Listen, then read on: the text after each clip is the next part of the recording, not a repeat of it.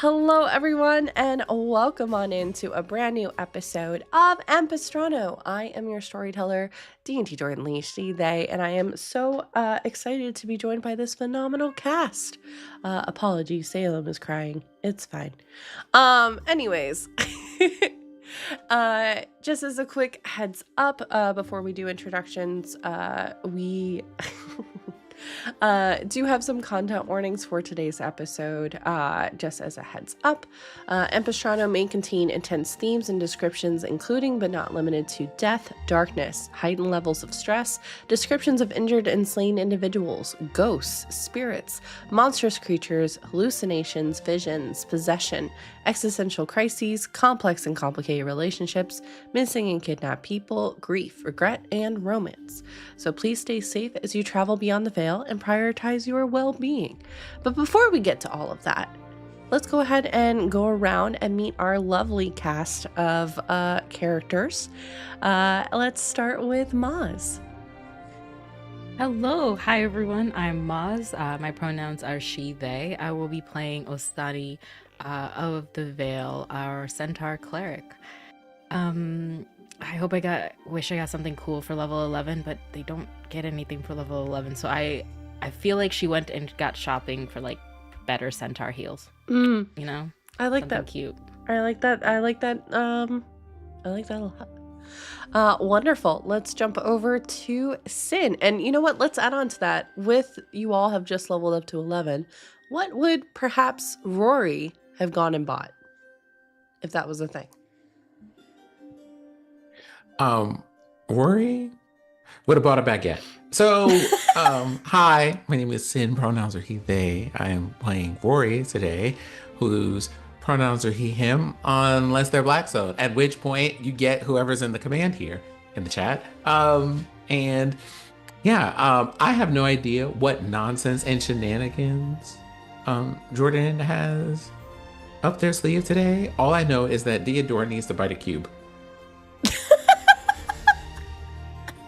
And with that, we will actually go to Fair. And same question, Hi. What would you get? A +3 vorpal sword. You know what? Take a point of inspiration because I did not expect you to do that. Obviously, a +3 vorpal sword. I crit and I just take his fucking head off. Hi, I'm Fair, and I'll be playing Theodora Shadeson. Our pronouns are she, her. And she is now brand spanking new with 3 attacks. Yes, she is. Very lethal. Yes, super excited. And yes, they've all leveled up to 11. So you'll see our new character stat blocks popping up again. Major shout out to our wonderfully phenomenal creator and designer of all things, Pandora, who also designed all of our overlays and things as well. So please go and follow Pandora because she's incredible. And yes, please do. So yeah, that's relatively it. Please check us out on YouTube if you want to check out our Patreon as well. And yeah, I think we're just gonna get right on into it after we do this recap. So last time, the Ascidian Gate was under siege from a massive beast that was consuming souls. With the beast destroyed, as well as the gate, Ty Neo gave a resounding speech when several riders entered the scene. And that is where we will be picking up after our intro and after our flashback. So we'll see you all in just a few moments.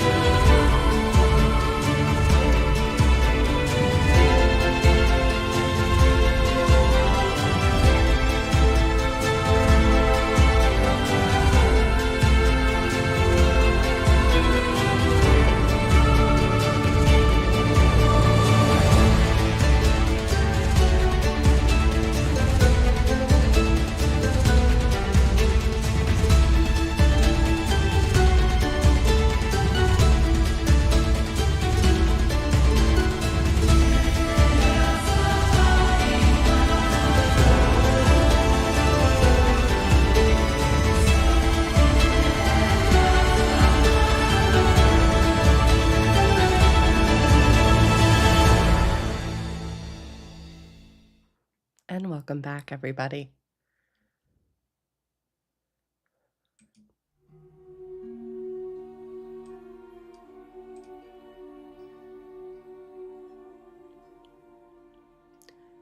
Torchlight bounces off the darkened corridors within the walls of Jorix as the door seals shut behind you, leaving no trace that a door ever existed. When I say within the walls of Jorix, I don't just mean within the city's perimeters, but rather the very stone structures splitting the district, land, people, and in some cases, sea. Leaving the darkened alleys in the back of taverns to other such organizations, the Orenthal instead uses the walls of the city to act as a stationed river, a calm sea by which tides can move more controlled in and out and around the city of Jorix. For information can shift currents as quickly as a riptide, and someone must keep a wearied eye on the horizon, but also in the wake they leave behind. The torch in this moment moves a little closer, and Blackstone. You realize that it isn't a person holding the torch up, but rather it's actually hovering in the air slightly. A smaller figure steps into the light. And Blackstone, if you wouldn't mind, since it has been a bit, can you take a moment to describe Welton Pointstaff, your mentor? Oh, you were muted. Oh, good, because you didn't want to hear the thing that I just said. Oh. I said I am going to have to go and find my notes real quick. No worries.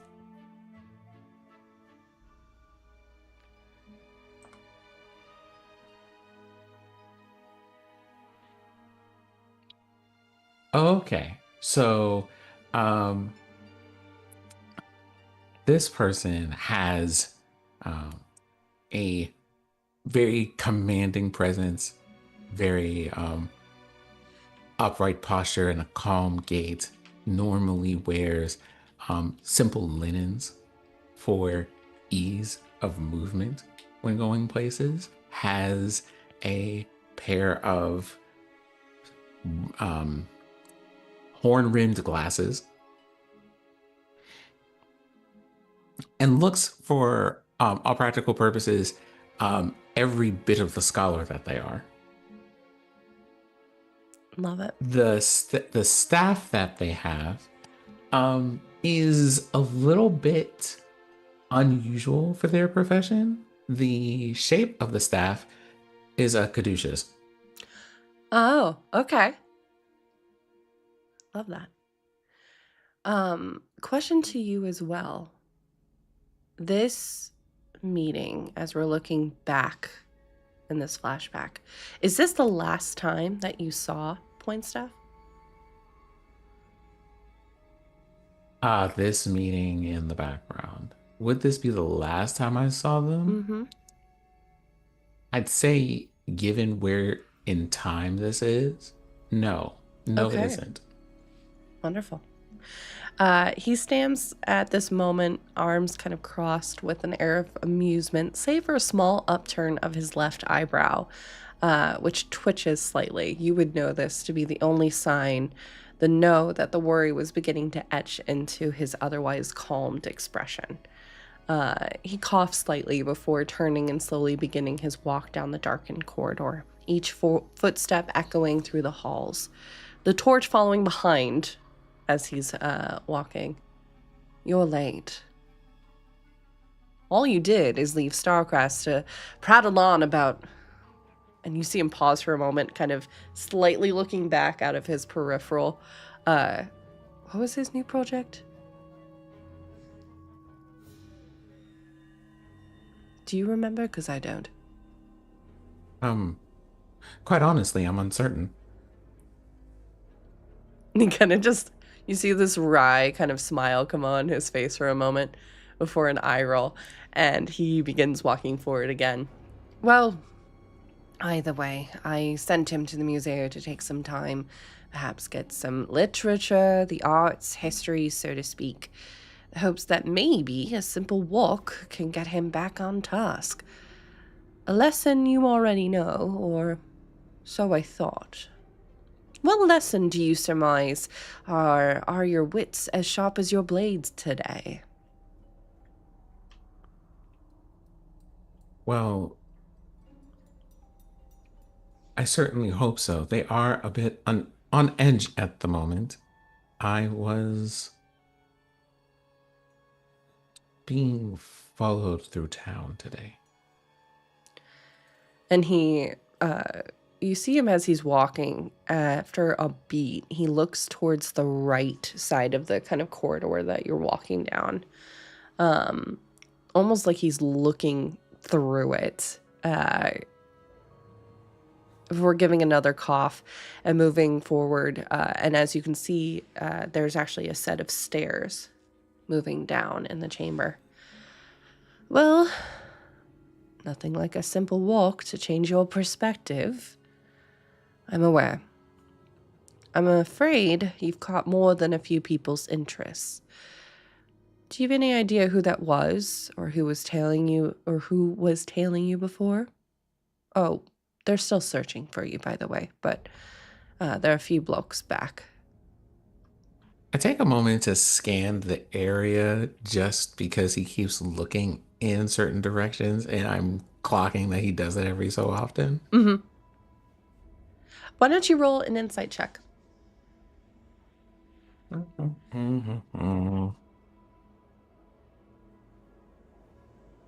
That is a 20 on insight. 20. So you would know. I think this is like an odd, fun behavior that Pointstaff gets to do every so often when he's perhaps bored or listening to Starcrest kind of drone on. Is he tends to try and scry on individuals.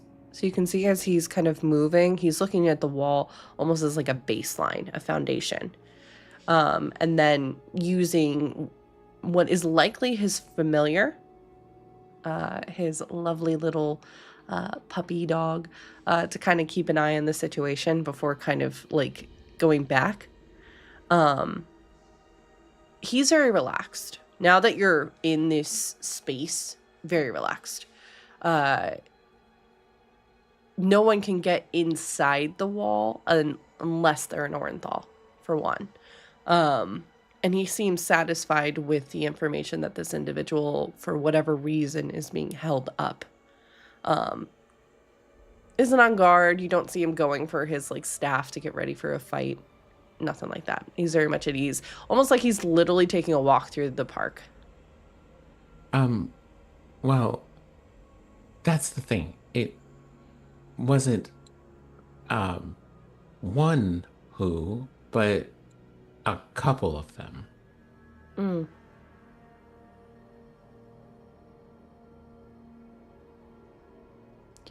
Did you by chance get a look at them?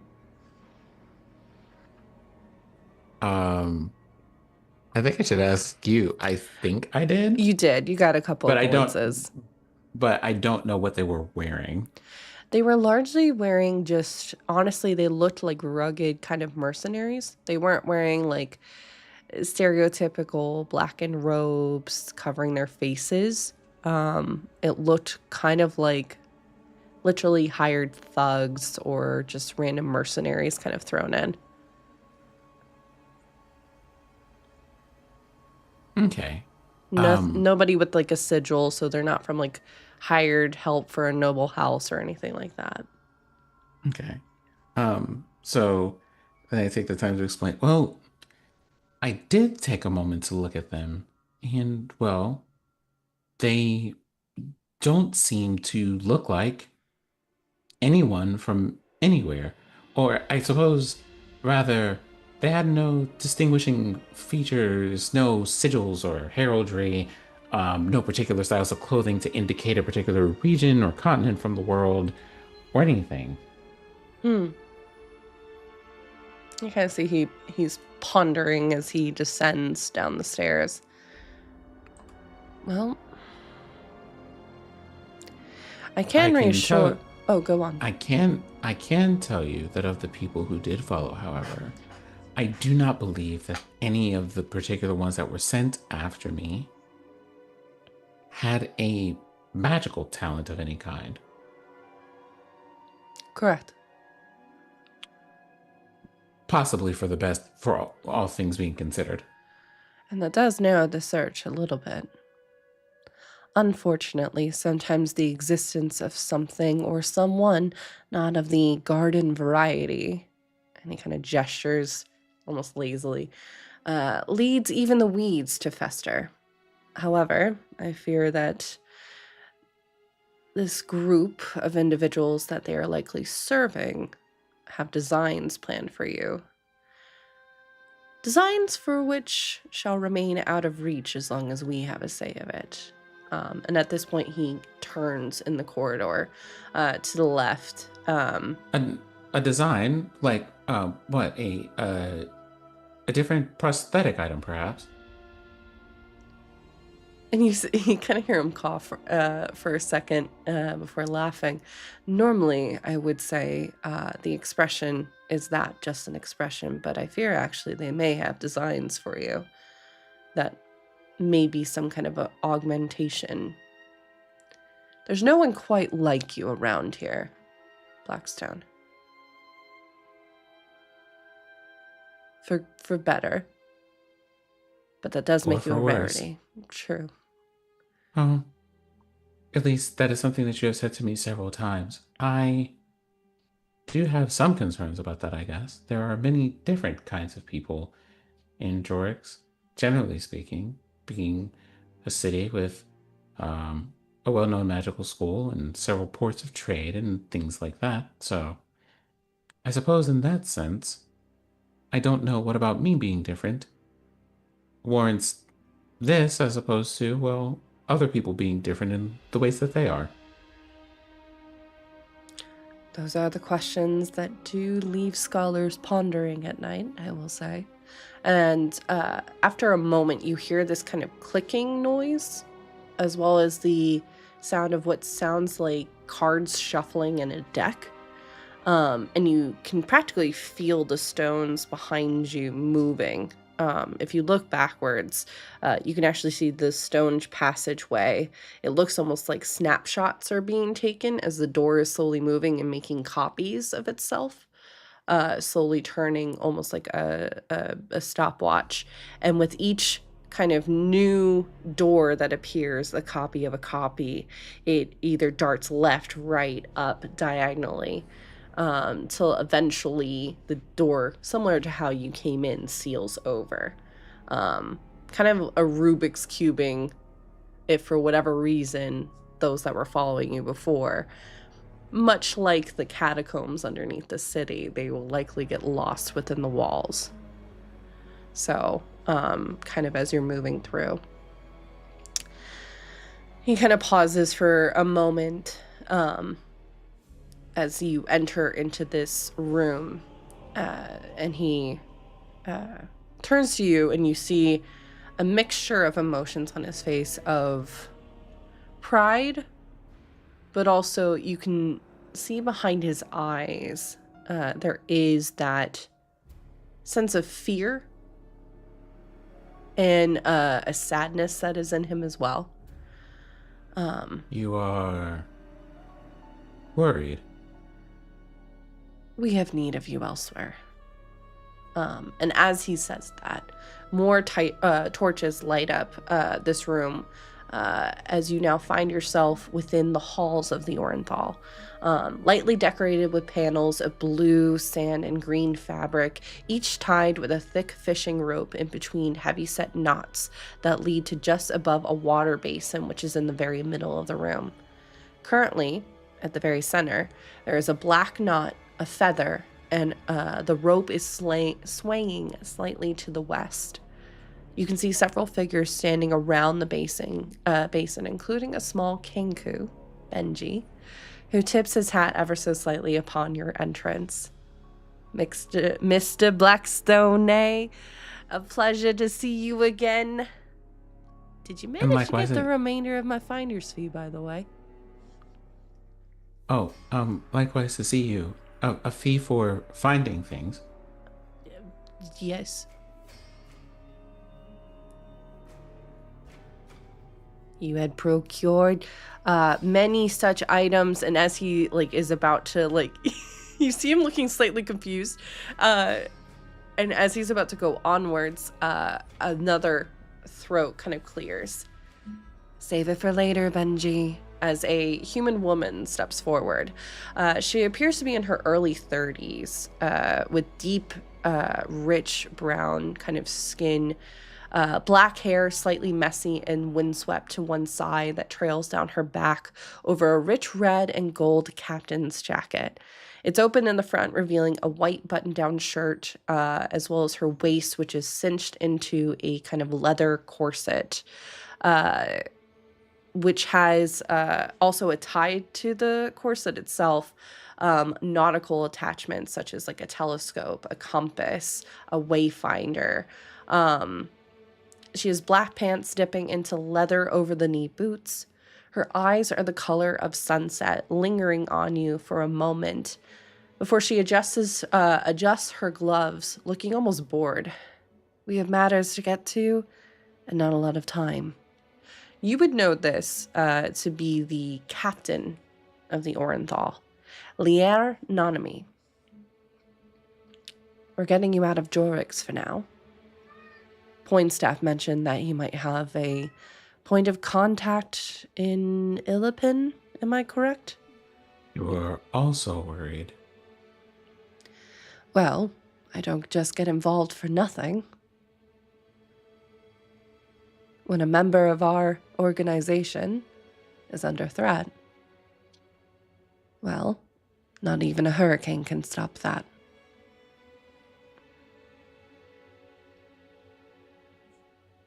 Why, thank you, Captain. But, well,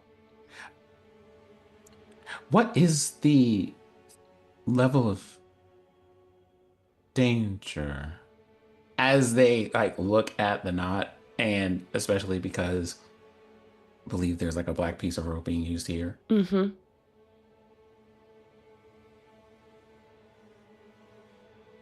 Well, the introduction of a black rope means this is of the highest priority, at least for now. Essentially, from what our reports have been able to gather so far, it's the essentialness of getting some kind of hit out. A black spot, so to speak. So, we know you're capable. But since most of our means now are going towards, well, moving supplies in and out, there's been some stirrings in the dock district, as well as keeping an eye on what might be focused in on you, we thought it might be best to get you out of here for a bit, until things have perhaps cooled down. And you kind of see she is kind of sauntering and leaning up against the basin as she's kind of talking directly towards you. She thinks for a moment.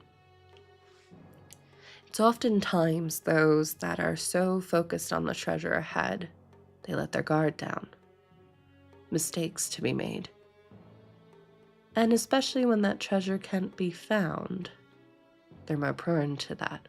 That's what we're hoping for at Wish, at least. So, current plan is to get you out. You take some time.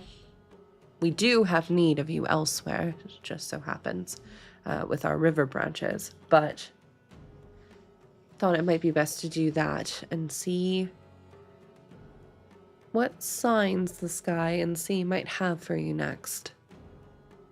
It's not a punishment.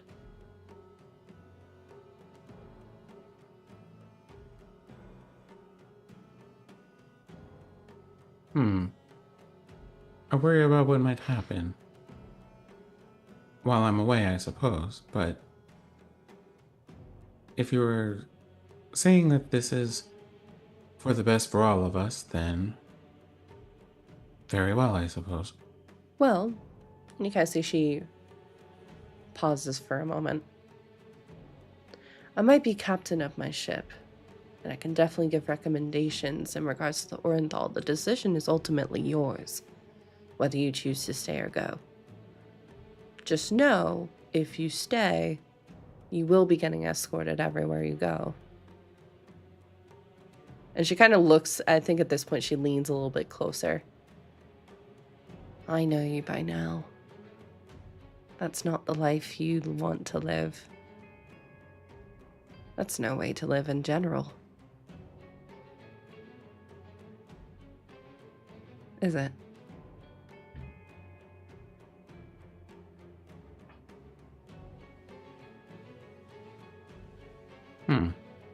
I suppose not, but, well, I think you and Professor Pointstaff are also aware of the unique conditions that are tied to my life. So, summarily speaking, what will I do without you? Well, you'll still be able to contact us. We have networks, and as mentioned, the Orenthal is in Illipin. Frankly, it's in any port-sized city. So you won't be alone. And Pointstaff mentioned, and at this point, Pointstaff does kind of cough and chimes in saying, I do have a colleague of mine, Deidre Worthington, who could have a great need of your services, as well as much to teach you, much that I can't. In regards to your origins, she might be able to point you in the right direction. Deidre Worthington. Think of it as a study abroad. Do you have a message you would like for me to give her? I've already corresponded with her. Nothing on my part. So, when will I need to leave the city? And at this point, Nanami kind of chimes in. Well, we want you to get your affairs in order, so would the end of the week work? 5 days? You'll be, as a heads up, you will be kind of tailed, but from afar, just to ensure that another incident like today doesn't happen. Perhaps something that might render me invisible would be helpful. We could definitely look into that. I'm sure we can procure some stocks. And she kind of looks at some of the other figures that are standing around the basin. The Trident, which are kind of the upper council of the Orenthal, who kind of nod. Seemingly they're kind of taking stock of what they have and what they might be able to smuggle. We can definitely work on getting that.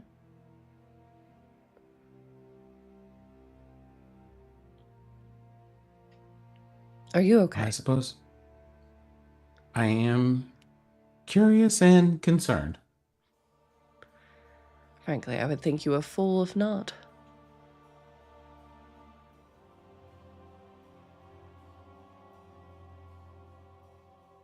That's a logical conclusion to come to, I think. I suppose if they're, aside from that matter, a finder's fee? And hear Benji chuckle in the background. You wouldn't have to pay us a finder's fee. She kind of rolls her eyes at Benji for a moment. Well, you at least in terms of the Orenthal, are all paid up. Your monetary discussions with Benji, however, that's something different. well, I suppose there is the matter of finding you all when I do return to the city. Well, you know how to contact us. And she kind of gestures to you, and I think in this moment you feel the very slight weight of that gold coin Mm-hmm. which can be used to contact, much like a sending stone, but it's inherently wired into the Orenthal. Okay. To do that, or Benji. He's got his safe houses all over. And I can guarantee that at least Pointstaff will likely be somewhere in the erudite quarter. Where that is exactly, well, that just depends on how long you're away and how high Pointstaff continues to go. As for me, I'll be out on the seas, most likely. So, you have options. Understood. Well, I suppose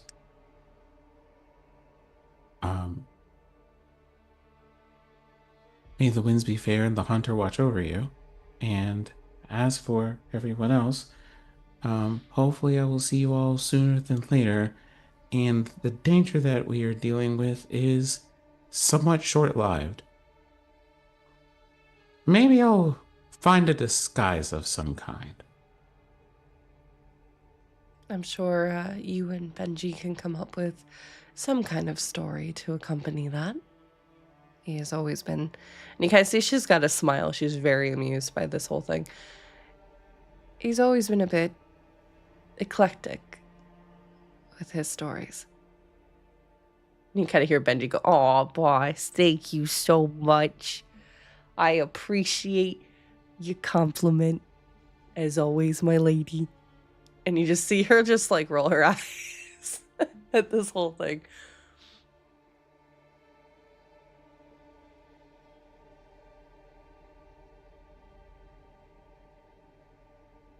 I think if there was like a point in a scene where things kind of fade to the present, it would be like at that moment because the next 5 days are a blur of very secret goodbyes out of concern that being public about them would put other people at risk.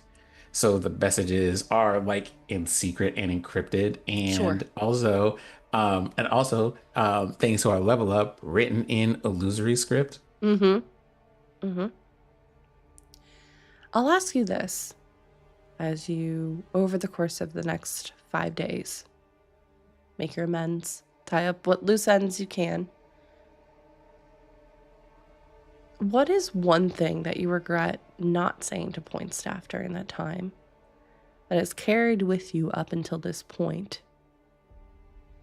And I'm going to add the tagline on because I know Blackstone's also been exploring emotions. You may have not even realized it at the time that it was a regret, but you do now, looking back.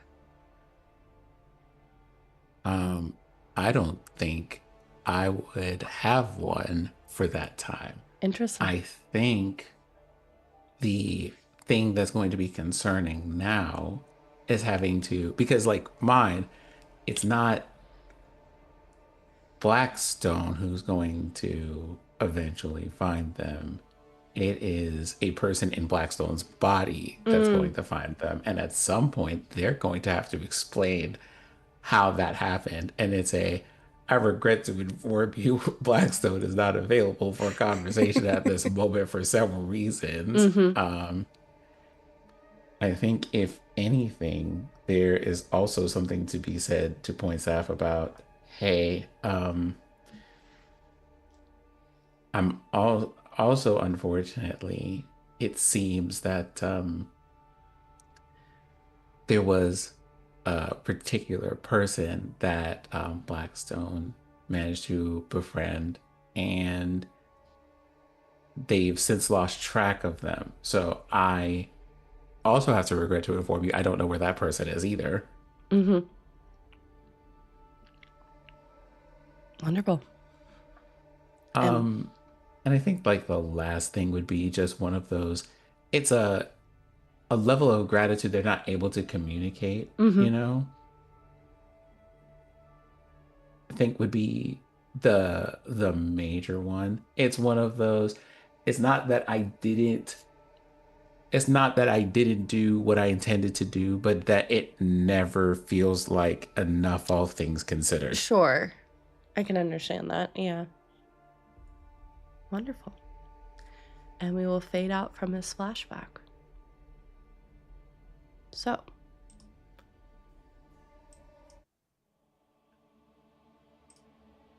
There's another flash of lightning as rain continues to pour down on all of you. A horse neighs, pawing at the freshly overturned dirt within the fallen Ascidian gate. The slow clap continuing as the crowd splits, revealing at the entrance 5 individuals on horseback. 4 looking like some kind of personal guard, while the one clapping slowly descends from their horse. Before you stands a goblin, looking to be in his mid-70s, his skin a pale green lined with wrinkles of his age. His hair, white hair pulled back slightly in a pompadour, kind of piled back. Eyes peering out from half-moon spectacles. A small white beard looks freshly trimmed. Currently, he is wearing black shoes, gray pants under some kind of black dinner coat, with a white collared shirt and a brown plaid vest. He steps forward after a moment, leaning on what after a moment appears a small cane. Well, I know I am truly inspired. And you see Tyneal, who's kind of still been standing on the mound of like rocks in the Ascidian gate. I would say, Diodora, you catch this ever so slightly just because you are so not attuned, but you're just very aware of how Tyneal moves and stands in these situations. And it's very slight, but you see his back straighten up. And that tiredness that had been starting to settle in, he almost like blinks it away. Just, the mask is firmly in place of Commander Tyneal in this situation.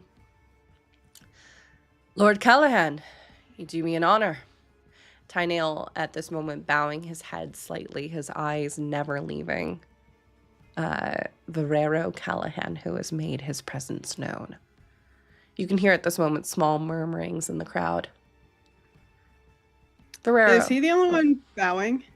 Tyneal, yes. Everyone else is kind of, I think, confused as to what's going on. And then after a moment, you do see kind of like the inclination of head and giving that sign of respect. Diodora, pointedly does not do anything like showing any type of respect. I love it. Okay. After a moment, Verero speaks up again.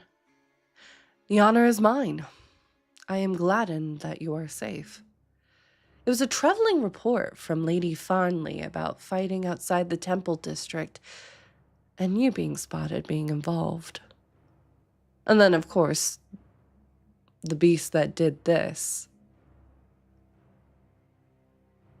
And Tyneal, after a moment, kind of adjusting slightly. Yes, it was an unfortunate incident. Luckily, I had company with me. But one that has been largely contained. We will be rebuilding and contained, Verero cuts in. Looking around at the twisted metal still piercing the sky from where the top portion of this Ascidian gate had been ripped and thrown, the piles of fallen rocks, before slowly sweeping his eyes over the group of Crown's Guard, some injured, others standing watch over the slain, before looking back at Tyneal for a moment. Contained indeed. Would hate to see what you would consider out of control, Commander. That's bold talk for somebody who shows up well after the fact, who did nothing to help. Eyes over into your direction.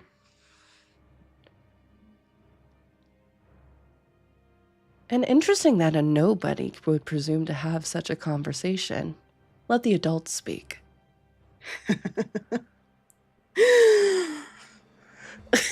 I might be a nobody, but I was here, fighting while you were up there in your lofty tower, fat and happy, doing nothing.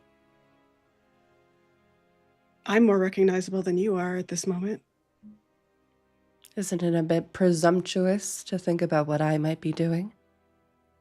Isn't it presumptuous to think about what Tiny L would consider in control and out of control? You weren't even here. Or Next time you want to... Oh, go ahead. Sorry. Or rendering judgment without an accurate assessment of a situation, which I would assume someone in command would be the first to make. Yeah. I mean, next time you want to come down and talk shit, maybe make sure you're actually here on the battlefield first. Language. You're not my mother. Thank God for that. Thank God indeed, actually. That's where you and I can agree. Hey, see, he's got like this slightly amused look on his face as this conversation is going on.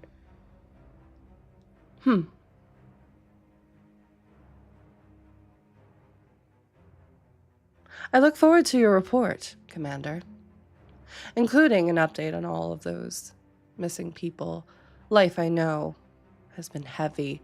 It's weighed in moves and countermoves, and as of now, the Council is very curious to know what designs you may be weaving. He pauses, looking at the rest of the Crown's Guard for a moment. We all, of course, thank you for your hard work, and you will be compensated, of course. He turns, heading back towards his horse. Do get some rest, Commander. You're looking a little pale. After so many years of service, one does worry if it may be time to retire, or if this is all too much for you. I had the same exact thought. Well, aren't you an interesting one? And you see at this moment, Tyneal kind of is watching almost like a tennis match happen between you all and them before speaking up. It's appreciated, indeed, but I still have life in me and much more to give to our people. Reports will be filed and our city and its people cared for. Barrero, after a moment. Good. I'll especially look forward into your formal investigation into these three, his eyes lingering on you, Deodora, Blackstone, and Astani. As Lady Farnley's report, well, had an interesting bit of information advising that the disturbance originated with them, putting our city in danger. Maybe Lady Farnley, was it? Yes. Should get off her ass and come investigate her fucking self. She has her birds all through the city. Yeah. She has birds. And yet, like you, she does no work. Can you make a wisdom savings throw? Jordan, let me talk shit.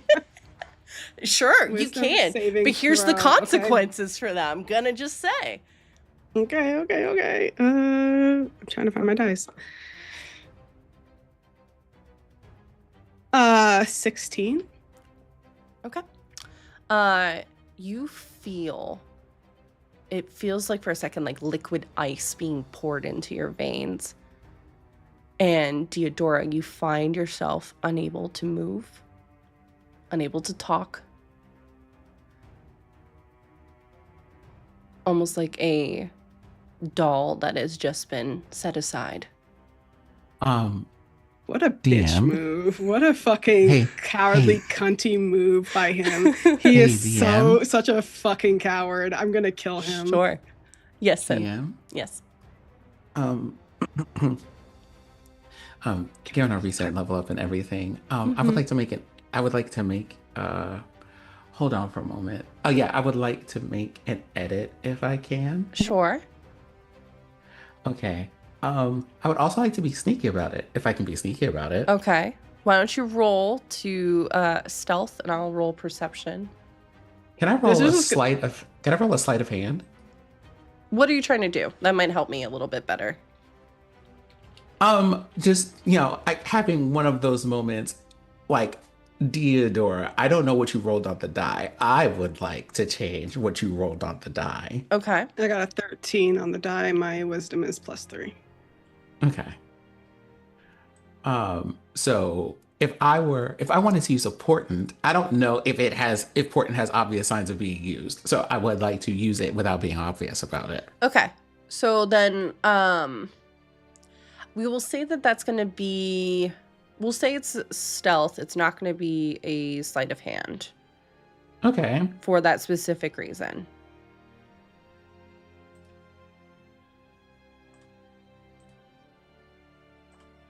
Okay. Stealth? Yes. That is a 28.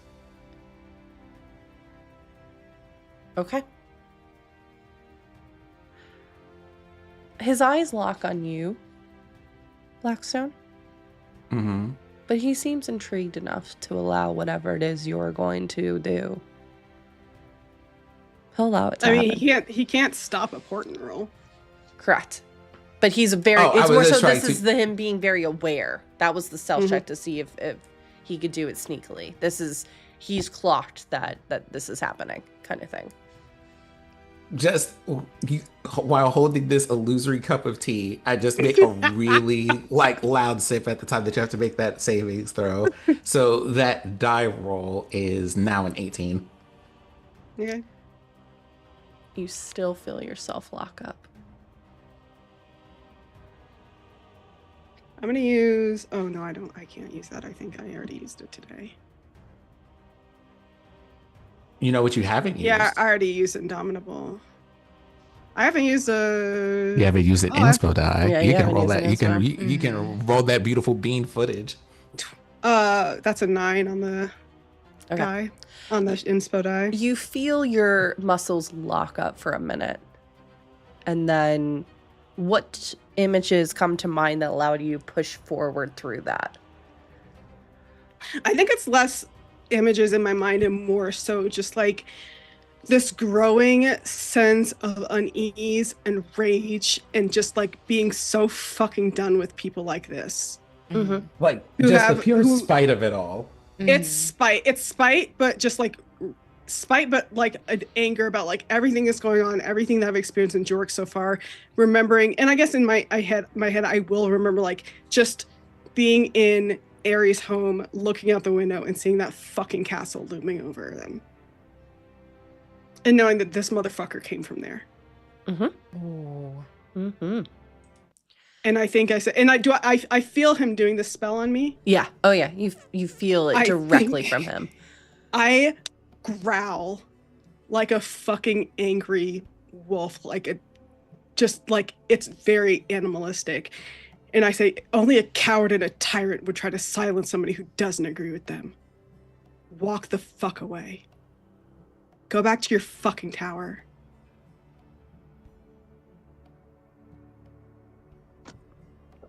And I like to make an intimidation check. Sure.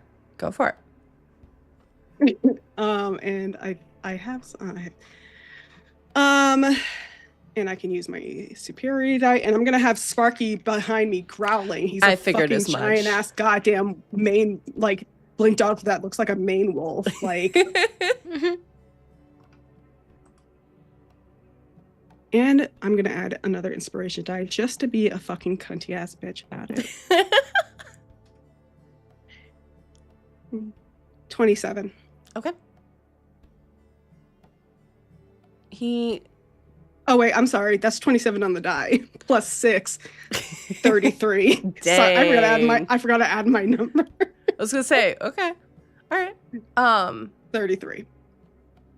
I'll say for the vast majority of the group, but they don't notice really a difference. I will say the three of you notice for a second it looks like his hands shaking slightly on the reins as he gets back on the horse. Very slightly, but enough for me to notice, Yeah. and I fucking smirk a little at it. Yeah.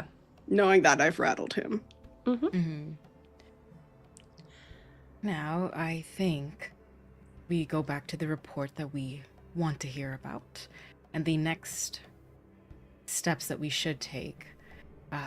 And this is a full new experience for Asani, but not unsimilar, because they've had to sit in front of people with assumed authority and give them respect already with anyone from the temple district, like without earned respect. But there's this standing that Asani always had of like, because they have worked their way to that top of the temple district to be a watcher or keeper, they've earned it in some way. So they're just grinding their jaw before looking at them. It's best, that you stand closer to the edge of the decision making. We wouldn't want you to ruin anything further of your pallor and demeanor. As you said, your rest comes first. And Tyneal, please continue with what we need to do next. And I think, if I can add on to that flavor, I think as Astani says that, like, the three of us at least, I can't speak to like everybody else around us, we fully turn our backs to this motherfucker and look directly at Tyneal, waiting for orders, because this is the only out of the people who are in like with authority here, this is the one that's respected, and this guy is not. This is a person that at the moment, assuming that I'm still under the effects of a certain very interesting chewing gum, I take a moment to clock that person and their entourage as enemies to my friends. Target acquired, yeah. Which makes them enemies to me for reasons. Yeah.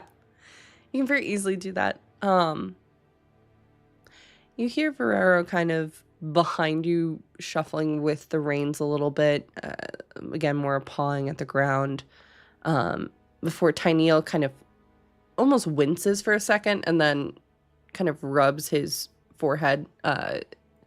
Rory, you would take that as he's seemingly getting, much like you use telecommunications, he's getting telecommunications as well. I think everybody can. I think for the two party members there, they can see my eyes narrow. I want Rory to hack into that communication so bad. Just like, hey, by the way, if you have some shit to say, say it. Well, actually, It's the antivirus protection kicking in. Yeah, fucking wait, actually, firewall. you know what? You know something? If we want to, we could absolutely do that. Here's the question that I would need to ask for you. Sure. How far is Tyneal away from us right now? Not far. I would say probably within 10 feet. Oh, within 10 feet? Fantastic. Ferrero's further back. He's about 30 feet back. Don't know my kid by him. Yeah. Oh, we don't have to I didn't worry. know what he... I'm joking. My back's to him. I don't see him anymore. This man does not exist. I'm gonna like the next time I see him, it's gonna be with his head on my sword, like a fucking like a banner, like I'm going to WWE and I got a fucking poster on it. Oh, fantastic!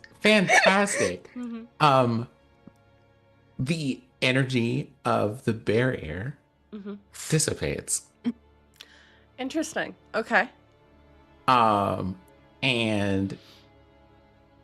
just Blackstone has sports a small ethereal indigo halo Cute above their head. Okay. They are very angelic. I love it. I agree. While they get for the and just tunes into the radio. And what Blackstone attempts to glean is, at the moment, the surface level thoughts and immediate reactions of Tyneal. Okay. Which he doesn't have to make a save to do. It's one of those, he only has to make a save if I go digging into things. Sure. But this is one of those tuning into Tyneal out of all the background noise of the thoughts in the area. Sure. Well, what's great about that is the kind of surface level thoughts are also him processing what Ferrero is saying. So you will get to hear that in full transparency. As you do hear, as that connection is made, Ferrero's voice within Tyneel's headspace. One would hate to think you're growing soft in your old age, especially when answers seem to be in front of you. And Tyneel, who the rest of you kind of see him stumbling slightly, just, again, it's been one, a very long day. He's done a lot. And two, just, you can feel it through the connection, even though, again, it's kind of base thoughts. Each word is like not even a punch. This thing has thorns with each word that he is saying into Tyneel, who's holding his own. Mm-hmm. Is Blackstone sharing this with us? Not yet. Okay. So, basically, I'm going to wait for the end of this descriptor. So please continue. Sure. And you see at this moment, then Tyneel stumbling a little bit from the rocks to actually move to stand behind the three of you, in between you and Ferrero. And he says back in his mind, I have faith in my people. Can you say the same for yourself? Go off, King. And at that, in the back of the chamber, you hear Ferrero chuckling softly before, again, horses pawing and turning back towards the street. I'll expect to see the report on my desk at first light, Commander. Do get some rest. And the envoy the leaves. lady does love a I steward who preserves their life so diligently well. Others fall, don't they? I take a moment in between that because, thoughts are like basically instant things. And there is the first emotion that arrives to each of you, like seconds apart, is a sense of warmth, a certain sense of pride about this, and then you hear the replay of that conversation. Under my breath, I just say, fucking coward. And I think I want Sparky to slip into the shadows and follow them for a bit and just listen in on if there's any discussion. Okay. Or if dude is just murmuring under his fucking breath, Sure. Why don't you roll stealth for Sparky for that? Can he have advantage since he's in the shadows? Yeah. Okay. He got a dirty 20. Okay. All right. Dude got good stealth. So Sparky disperses into the shadows as that happens. I'll say probably Deodora at this moment you see visible sweat on Tyneel's forehead, and it's ever so slight, but you can see that his legs are shaking slightly, not because of fear, just pure exhaustion. It is literally just, he had to go all out earlier today, almost went down, and now is very much that cost of, for those of us who do wear masks when we're in situations like this, it's that exhaustion just kind of settling in, but still not able to rest because eyes are on him.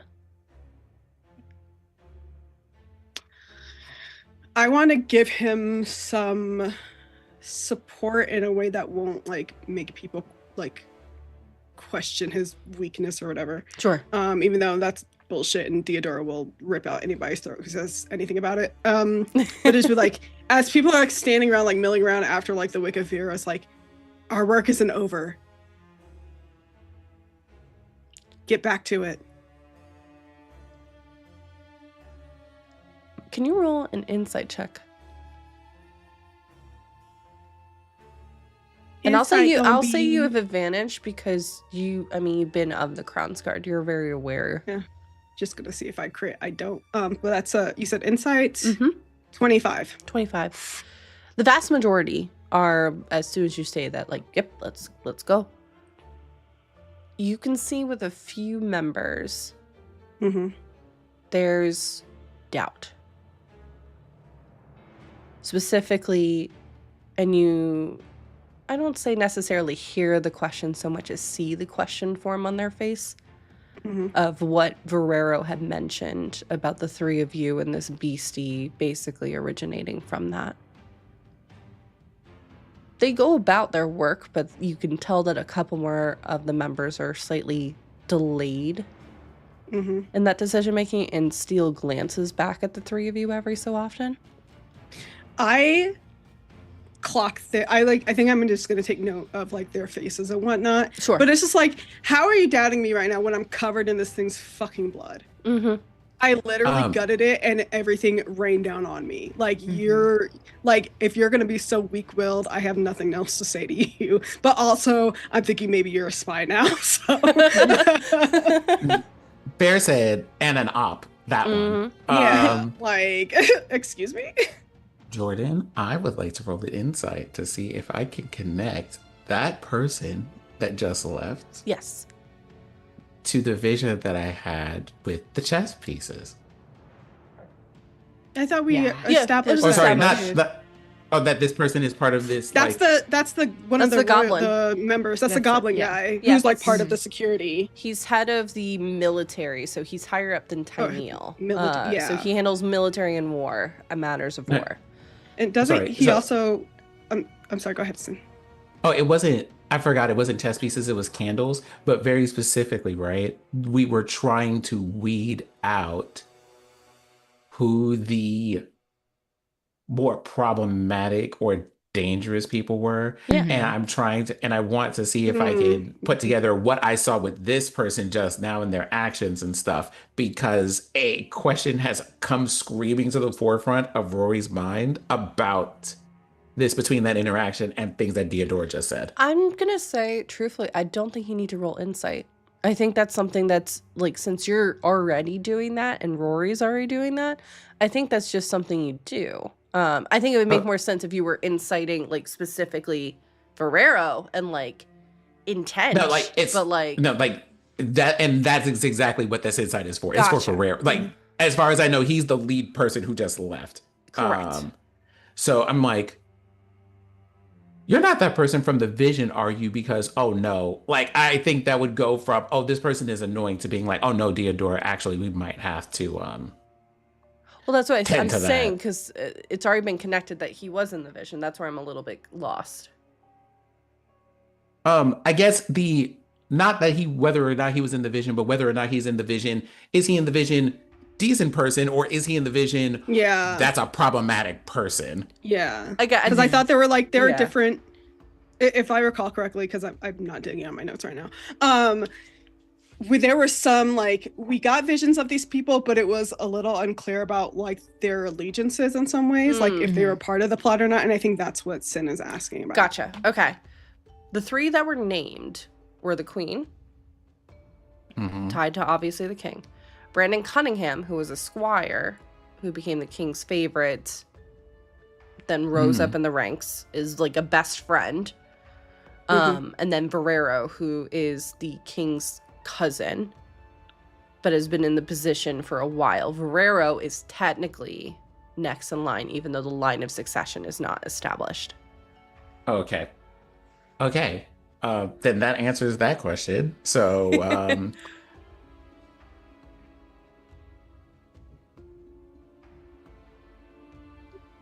I know there's a lot. It's been a minute, and there was a lot of lore in between now and a few sessions ago. there was, but it was one of those. How do I say this? Sometimes, well, you know something. We'll talk about that on break. You can say it's fine.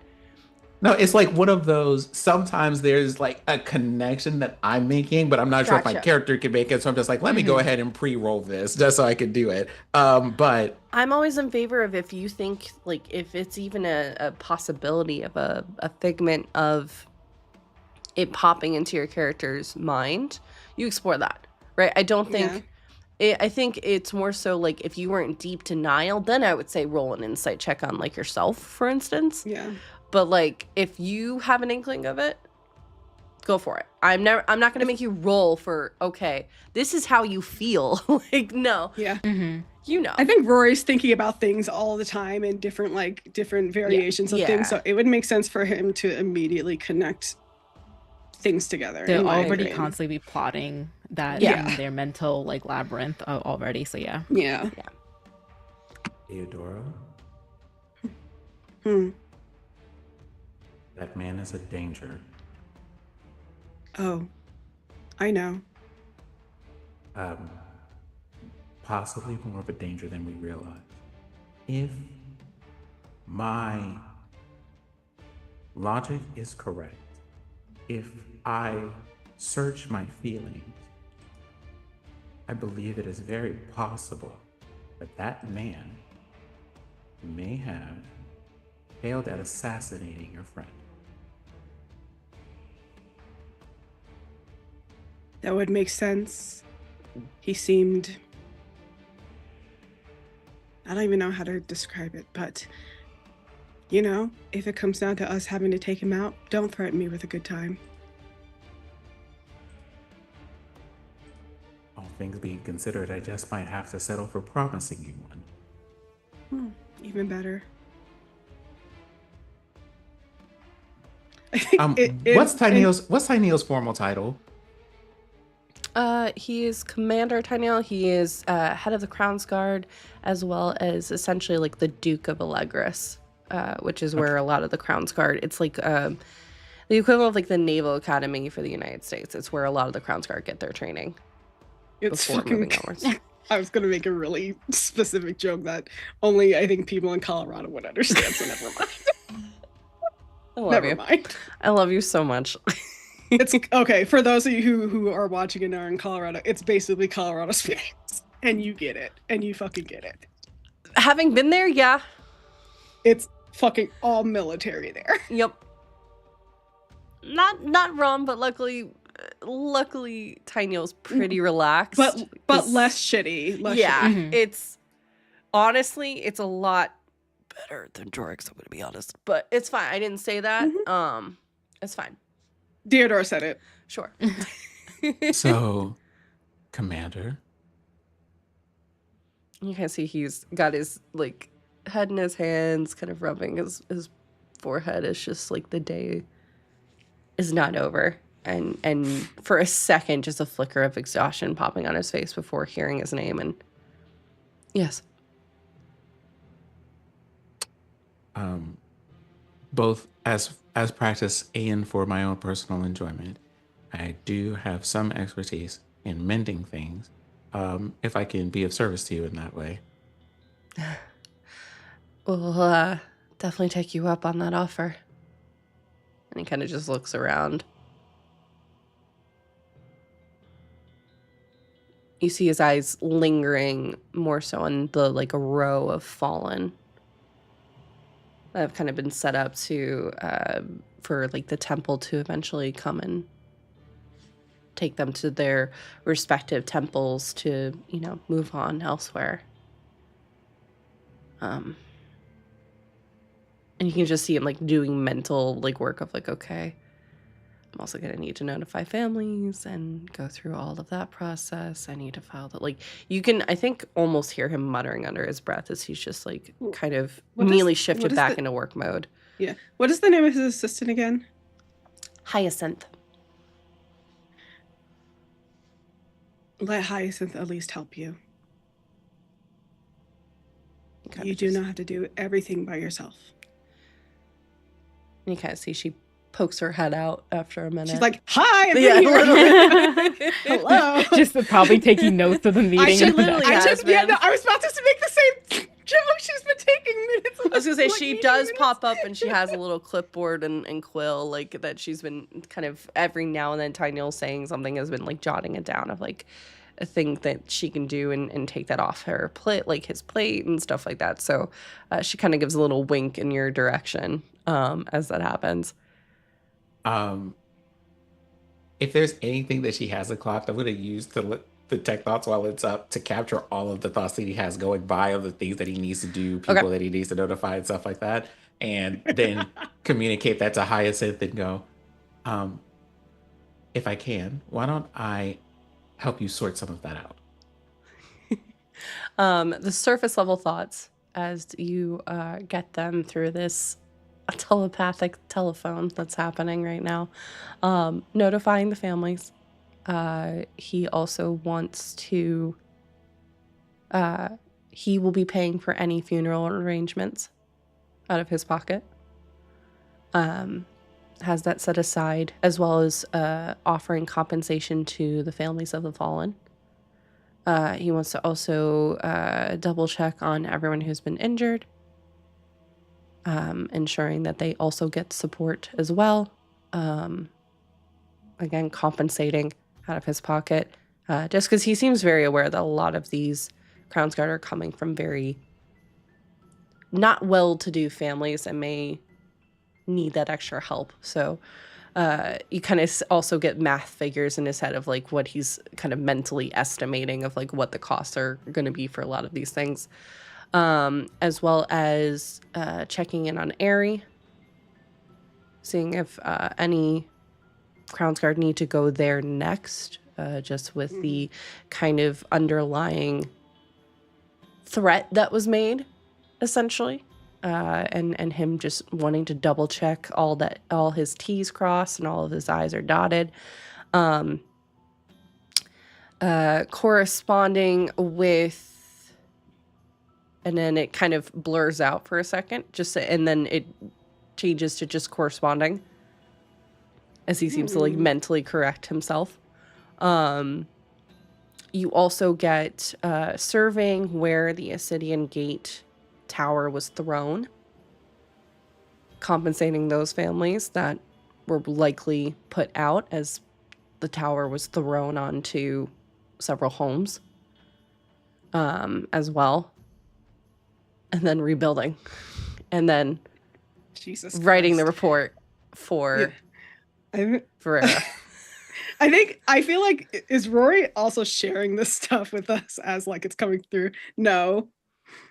I think, okay, but I think just knowing him, I like turned to Hyacinth and like kind of like under my breath was like, make sure he doesn't overwork himself. I know it's hard, but like I can see on his face that he's about to do literally everything by himself, and a lot of this stuff should be delegated. She kind of nods. She's been, as you can see, you don't even necessarily have to read. From the list, she has branches going off, likely of who she's going to probably delegate it to, or her doing it herself. I think I'll also say to her, and again, like out of Tiny's earshot, some of the soldiers are showing signs of doubt. I've picked up on that. I've taken their names down. We'll keep an eye on them. Thank you. Don't worry. We'll keep our commander safe. Thank you. You also need to be careful. I will. My friends got my back. You better. Would be a shame to put you on a report. God, honestly, don't put me on a report, especially if it's not going to that fuckhead. And I like point in the direction Ferreira went. And like, don't like just leave me anonymous. Honestly, if you have to put me in a report, I'll come up with a different name. That way, he doesn't come back on to our commander. Yeah. Don't worry. You better get out of here, though. You also need to get some rest. Yes, and before we go, I do want to pull Tyneal aside. Sure. You can see out of earshot of everyone. Sure. You can see it's still kind of shaking, but he seems to be playing it off with just moving. It is very much. I think you've only seen him this way once before. It is that just mechanical. I am going to take one step forward. I think, Rory, if you were still getting those mental thoughts of, I'm going to take one step forward and I'm going to stop. I'm going to take one step forward and then I'm going to stop. Just like putting another goal. He is just, poor guy is so tired. I think when I pull him aside, it's like maybe closer to the tower. So that way, like, and I kind of position myself. So like one, like sort of like, I'm smaller than him, but like, you know, kind of, I'm walking next to him in such a way that like, I can like kind of prop him up without it looking like I'm propping him up. Yeah. And then when we get to like the tower, I like make sure like that his back is against the wall so that he can get a little bit of rest. But again, without it looking like he's weak, quote unquote. Sure. And you 'Cause, just see for a you know. second, like the facade that he's been putting on kind of just evaporating and just like, "Ah, you're a godsend. Have I told you that recently?" No, Oh, some well, people would say otherwise, but that's okay. well, those people, as I know, are usually on your shit list. So, Mm-hmm. Sorry if I made any problems for you, but that guy, I have only been in this town for a couple weeks, but I don't like what I've seen so far. yeah, meeting our head of military and war will definitely do that to you. Mhm. He's certainly head of something. I don't know if I would say title-wise, he is the head of that. In actual action, something else, I think. Agreed. Looks like hasn't seen battle in quite some time. It's been, I believe he spars every so often, but That's I think not it's battle. been, that's different than being on the battlefield. Yeah. We don't want to cause problems for you, especially since he's made that quip at the end about us being suspicious. But I need to know where Indigo is. I can't tell you that. And I trust you understand why. But you see him kind of think for a moment. I believe if you want to get in touch with Indigo, you merely need to look within. Okay. Thank you. And he's like just locking eyes, like almost praying you're gonna understand what he's trying to convey. Like, please. I think Dora has an inkling, but also like, I mean, she'll figure out something, even if she doesn't quite like 100% understand. Like, I think it's like, yeah, I think she just needs time to like think about it, which she doesn't have right now. Sure. And then she'll also say, "Oh, go ahead."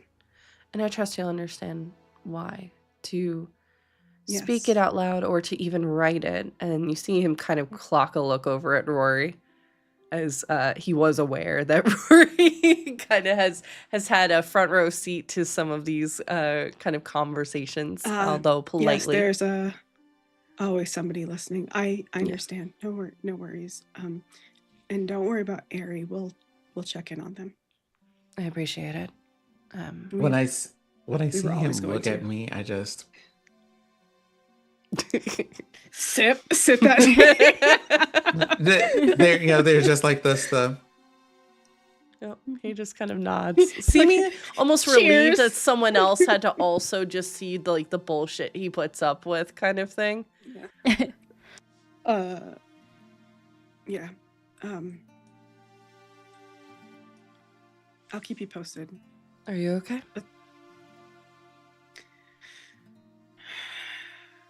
I need rest, and honestly, I think Theodore it's just that sigh, and that's it. Like, she doesn't answer. He just kind of laughs lightly at that. I'll keep you posted on things. Please do. But stay safe. I think there are people who are trying to eliminate you. Well, different day, same story. Hasn't changed in over 50 years at this point. Doubt it's gonna change much tomorrow. Except these people can control a creature that just eats souls, so I think it's changed a little bit. An appetizer.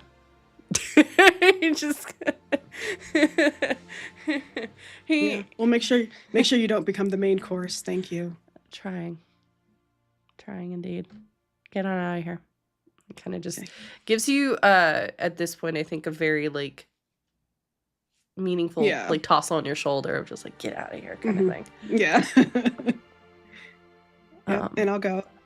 Also, what's Sparky? Sparky still following? Sure. What's going on? So what's he got for me? He doesn't have any information for you just yet.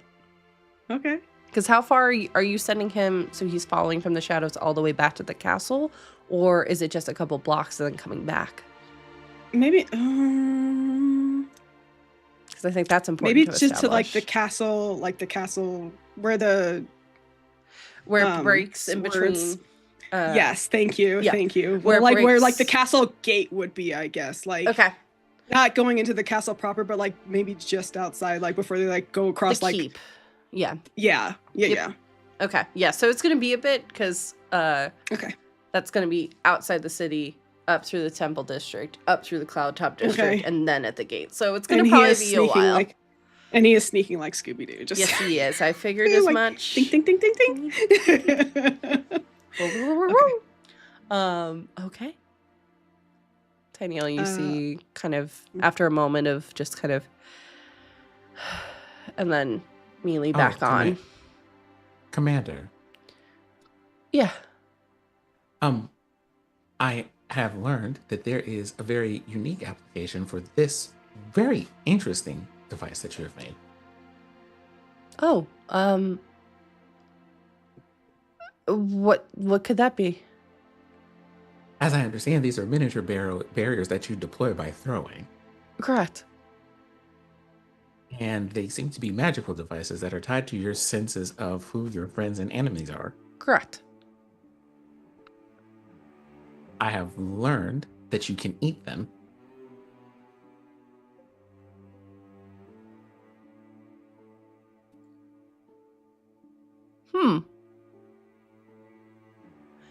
I hadn't thought about that, to be honest. I have many questions for you, but I'm gonna be. Can I be absolutely transparent with you, Rory? I should hope not. As I understand, for your particular life form, being transparent is a concern. And you just see him processing for a moment. Mm-hmm. That's sarcasm. I'm a scientist, but with humor. No, you're good. I'm just very tired. We will talk. But I would just be careful with eating these by chance. I already ate one. Oh, okay. I didn't need to know that. I take the one that Rory gave to me before. I was like, I was gonna eat this next time we had to fight. You just see him looking horrified. I will explain to you, as these are raw magical energies, they are usually better suited if they're going to be consumed by spellcasters of hardy constitution. And if consumed by spellcasters, they can repurpose the magical energies to do something other than barriers. He's walking off right now. So I'm not really a spellcaster, so this won't help me. Oh, it will definitely help you. It will make a barrier specifically. But if I eat it, I can make this a barrier, or I can make it a lightning bolt. Rory, we will talk at a later date. Please don't eat them. You just hear, he's walking off. He's just like, we're about to can't. put these in. We're about to use these as bouillon cubes in a soup. Mm-hmm. You're gonna put this man in his grave. You literally just saw his heart stop for a minute and just look at all of the possibilities of how that could have gone horribly wrong. So you said I would, if in the event that I failed the saving throw, I would just be taking a certain amount of lightning damage. Yeah. How much lightning damage? 12d12. 12d12 lightning damage? Yeah. I want to see how much that. I want to see a kind of just. Is that if I do that? And you said the save goes up as I eat them, right? Mm-hmm. Is that does that reset every day? No. Oh, it's okay. Oh, it just continues to climb. So at some point you just have to accept that you're taking damage. But you are going to essentially either make a very big sacrifice with that too.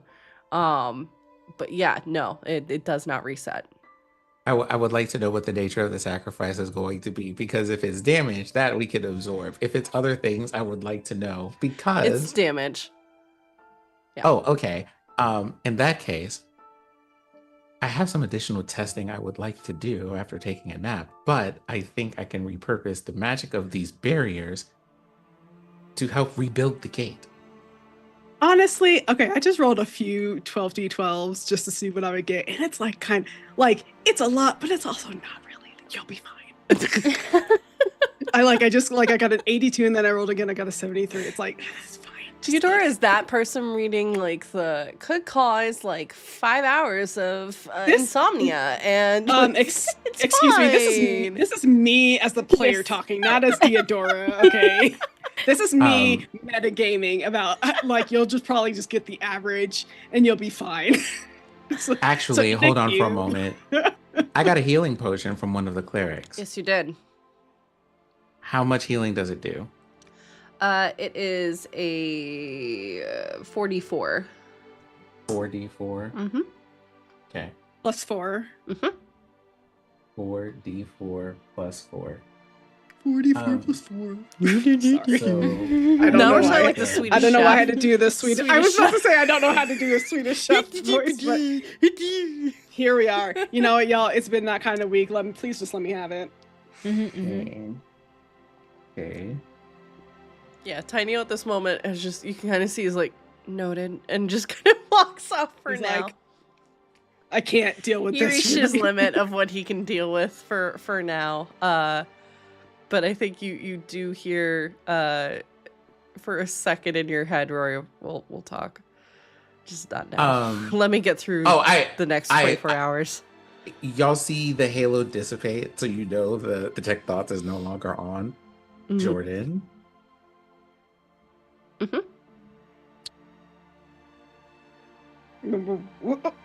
on the prayer that this works. I'm gonna eat another cube. Roll me the beautiful bean footage. Oh my god! Okay. I need to just point something out that's said in the chat. What would happen if you swallow the thing with a superior healing potion, like taking a pill? And then the chase. Yes. So you just you're like swallowing it. It's like taking like nasty medicine and swallowing it down with something good. Okay, go ahead and roll. Good Constitution save. Oh my god. You were gonna put this man in an early grave. You realize this, right? You're gonna put this man in an early grave. He can't see me. It's fine. I'm just gonna eat it. He can't. You said he walked away. He's still in the vicinity. Like, is he looking over here? Every now and then, yes. Okay, hold on for a moment. Give me a second. Oh my god. I want to Does he? If I do a sleight of hand of 29, can he see me? No. I'm just gonna quickly pop it in there. Okay, so it's 12d12 if I fail to save, right? Correct. I am going to choose to fail. Bruh. And just have you roll the 12d12. I just want to see how much damage it does. Okay. Oh my god. Incredible. I love this. We're doing science right now. Because Rory got like a handful of them cubes, right? So Yeah. I have filled up a bag. I currently have 48 cubes. Okay. Oh my god. Okay, hang on.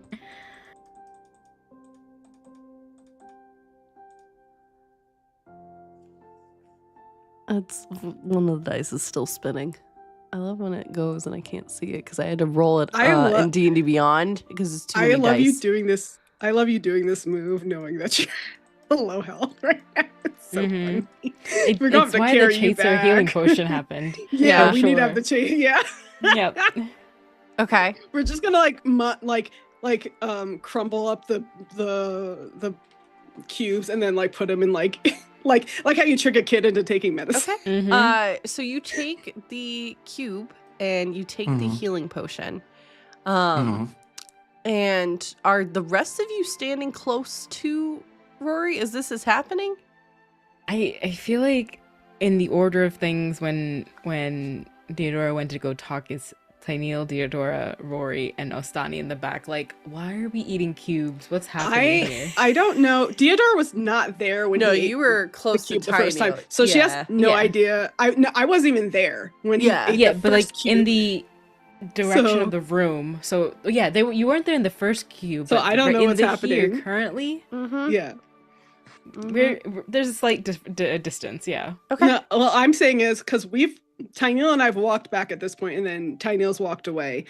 Theodora does not know what's gonna happen, so she's probably just standing like next Okay. Mhm. Theodora, I need you to Like- make a dexterity savings throw.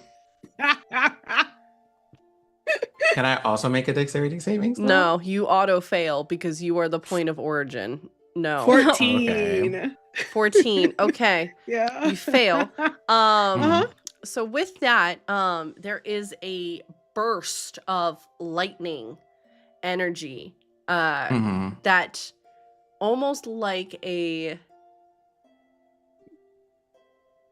bomb going off, like the ricochet of everything comes out of you, Blackstone, in a massive area.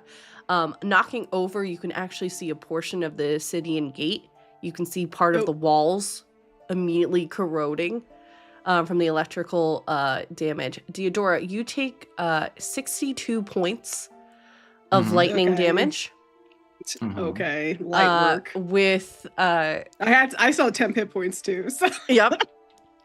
So is that the total at 62? 62 was half, or no, 62 is the 62 was halved.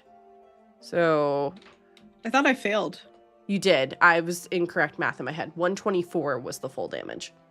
Oh, 124. Okay. Okay, let me right. I have to do math. Both of you take that. 18. And there's a massive explosion. Astani, you hear. What in the lady's name is happening? You just see Tyneal look over. Just I just want everybody to know that I'm still standing, bitch. Sin, are you still up? Let No. me see. You said that was like a total of 60. You said it was No. a total 62 is No, half it was- damage? Yeah, so it's 122 Yes. is the full. Okay. Let me check my I features happen real to quick. have rolled very high. Don't you have evasion or uncanny dodge? Well, yeah, except I don't He I don't know if failed Joe's gonna because he's have from the that. point of origin, so it auto But canceled as it out. But if he fails, he still takes half. But that would be if he was able to evade. He's not able to evade because it's literally coming from himself. He's not able to dodge from that. Yeah, he's the point of Yeah, origin. he's literally the point of origin. Okay, It'd be well, one thing I if it tried. happens- Don't worry, Theodora will carry you. It'd be one thing if it happened like directly next to him, then yes, oh my gosh. But like it's his entire. He- you can't evade he your body. He farted it out, and we were yeah, like, he "How did can't that evade his own body with this. Like this Yeah. is. God, can you imagine if we could evade our bodies? That'd be fucking great. Honestly. I do it every day. Sorry, man. not to be like to be real for a second, but like, god damn, I wish I could just for a second just like it you bonus just action so- dodge. just Same. immortal- Well, I just mean, it's need fine. that. I only permadie if I take like by full HP, Correct. twice in damage. So Correct. it's fine. So- I'm sure it's So fine. you're doing death saves now. Oh my god. I'll do a medicine check to see if I can get you back up. That's a 12. You just see Tiny just stabilize. like That's a 15, I think. you are adding so much stress to this man. I just Well, like the thing is, there is a hold on. Was it uncanny dodge? That was the Either- thing? Okay. I can't remember if Uncanny- it's uncanny dodge or evasion. I can't remember. Which I can't because it's like not an external thing, but that's fine. I think the last thing that you hear Warrior say before going unconscious was, Worth it. Just kidding.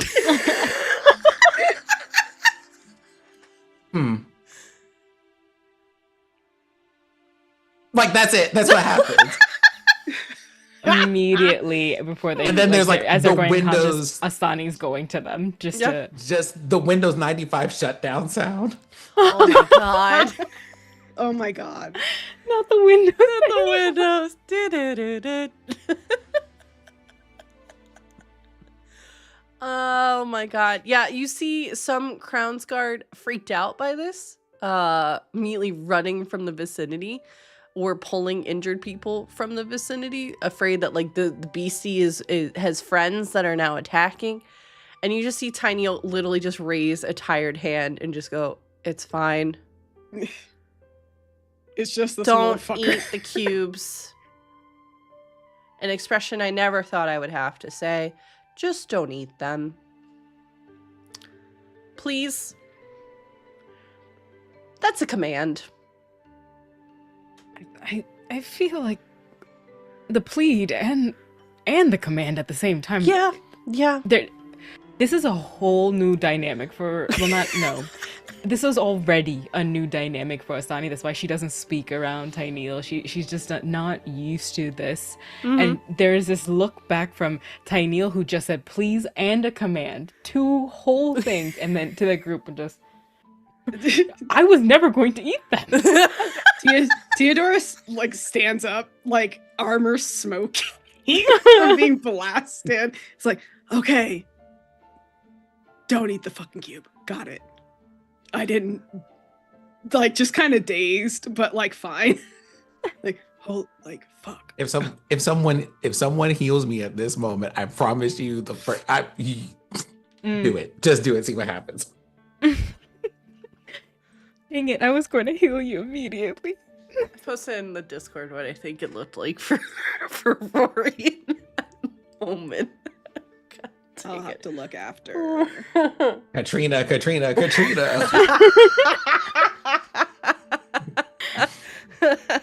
I was thinking of the Home Alone when the guy's messing with the sink. Yeah, we're total fucking. We have wet bandit energy for fucking sure. If you heal them, and Rory comes to,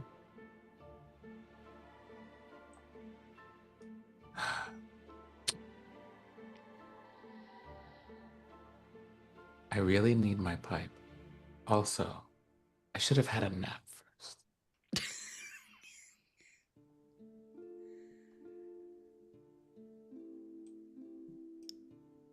Is anyone healing Rory? I know Yes. Astani you mentioned. Okay. Yes. All right. That happens. 100%. They are, let's see, they're going to do cure wounds immediately. How drastic is this, just to know what level I need to do? Oh, like if you throw like a single point of health at me, I'll be fine. Just give him a fucking healing word. He just needs to stay If up it's until we can passed go. out like as if they're at 0 points, the moment that happens, it's a immediate spare the dying. It's an immediate, you're waking up. Let me give it to you this way. Because I looked at the character sheet. He had 32 points before he did that. And he took 122. Yep. So he's what's your beyond max, by the way? So my max He is didn't 82, however, he didn't take the full. Okay, I was gonna say. No, I took 62 points because I had 1 applicable reaction. Okay. Absorb elements. I was gonna say it's an absorb element. Yeah, that is a really great reason to use that Love spell. absorb Yep. elements.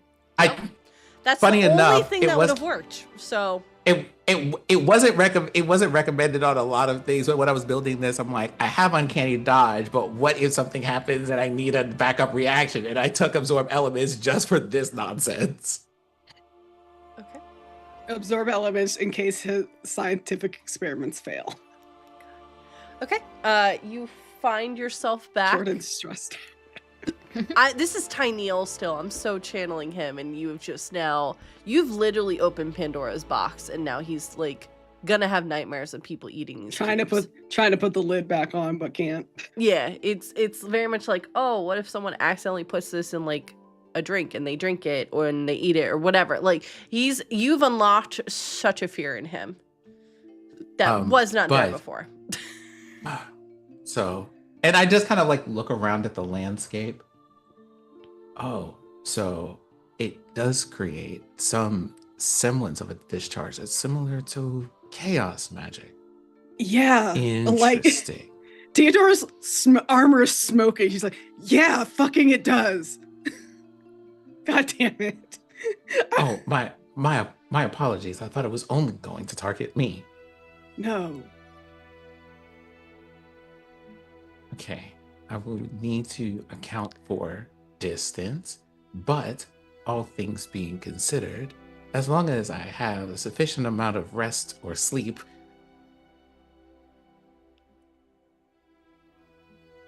I can channel that lightning damage into something creative at least. I think at this point, Hyacinth comes over, is like, You need to leave. Tiny has requested that you please vacate the premise. Understood. Yeah. Immediate. Yeah. Thank you. Just she looks very appreciative between Theodora and Astani, and Rory, she is giving you the death glare right now. Of just like, he did not need that. Nobody needed this right now. Just of like, yep. He'll be in touch with you when and she just doesn't even finish. She just walks off. She just doesn't even. She's like, I'm done. Let's go. Yeah, you do see, Yeah. I think at that point, several Crowns Guard moving over in your direction to secure the location and kind of just get out kind of thing. Go. Get I out. like give them a Meeting's like, over. I kind of side eye them a little bit, like back the fuck off. Mm-hmm. They literally look at you, Astani Theodora, they would look use back their at like Tiny. presence. Mm-hmm. Yeah, the fact that a centaur is taking this much space, they're going to do that to like we understand. We will do Yeah. exactly that. Okay. And just like no more cubes, none. Maybe just not used that way. Do they all do that? Nope, no. Let's They're quieting go- down. Yeah. Let's Let's rest. Yes. Yes. A systems restoration. How wonderful. I think that would be lovely. And also, it seems that I need to have a talk with a certain bird. Indeed, you do. Sure. Here, you can put me down if you'd like. I'll be fine. A bit slower than usual, but fine. All right. And you all head back to the inn at Lilon. And that is where we will take our break for today. God, the shenanigans are so wild. As always, thank you all so much. If you are heading out, thanks for hanging out with us, and we'll be back next week. But for everyone hanging out with us for the remainder of the afternoon, we are going to take like a 10-minute break so we can get up, get stretches, get snacks, take your potions, all that fun stuff, and then we'll be back in a few minutes. So see you all very shortly.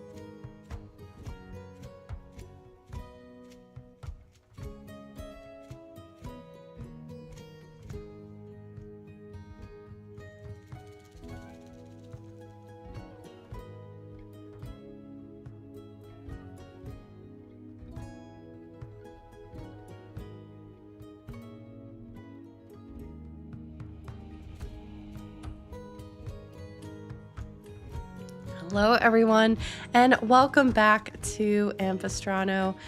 So excited to be back and getting right on into it. As a quick reminder, because we do have content warnings, as I scroll back up through these pages of notes super quickly, but Ampistrano may contain intense themes and descriptions, including but not limited to death, darkness, heightened levels of stress, descriptions of injured and slain individuals, ghosts, spirits, monstrous creatures, hallucinations, visions, possession, existential crises, complex and complicated relationships, missing and kidnapped people, grief, regret, and romance. We ask that you please stay safe as you travel beyond the veil and prioritize your well-being. So, if you're just tuning in, our group of adventurers had an interesting bit of dialogue happen at what remains of the Ascidian Gate, where they came face to face with Verero. One of the targets they believe might be having,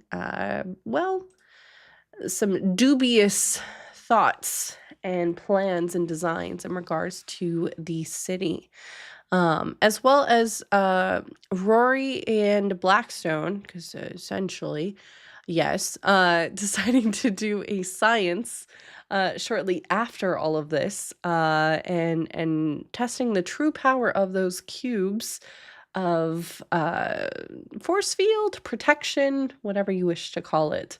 After being asked to leave, the group was then moving through the streets of Jorix, heading back toward the Inn of Lelon, and that is where we pick up for the session, as I grab some quick music real quick. So, you all find yourselves back within the familiar walls that are the Inn at Lelon. You can see at this moment, it's relatively quiet. Most everyone has either gone out to go to like the taverns and stuff, or is kind of moving around. Sorry, I'm trying to find, there we go, that works.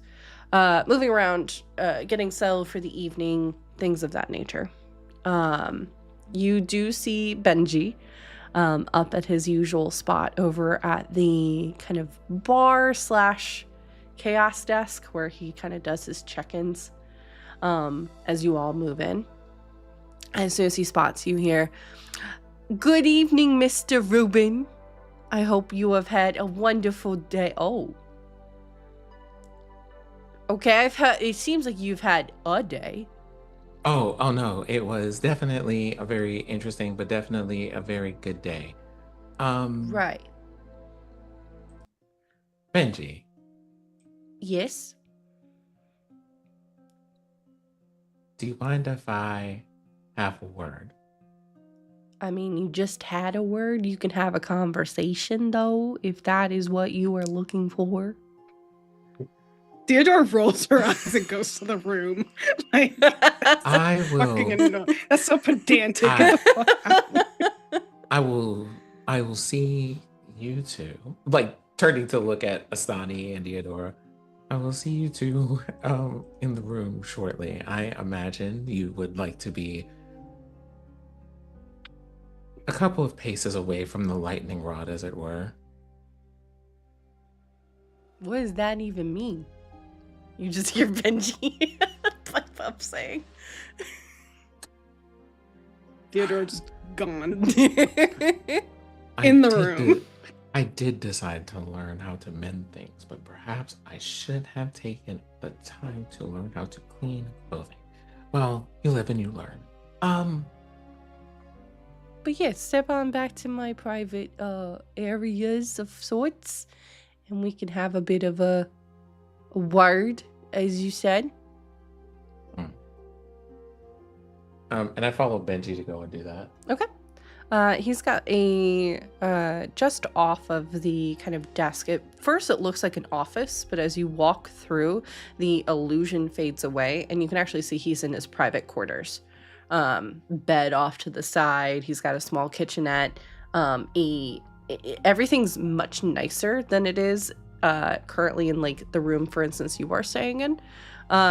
Like he has definitely lived here for a while. This is probably one of his main hubs that he is usually checking in on, because as you know, Benji has houses all over Jorix to help out with the Orenthal, at different venues and different district points too, to kind of allow for those that are trusted within the Orenthal to obviously move about without notice, but also anyone that might check in and be of interest to kind of keep an eye on.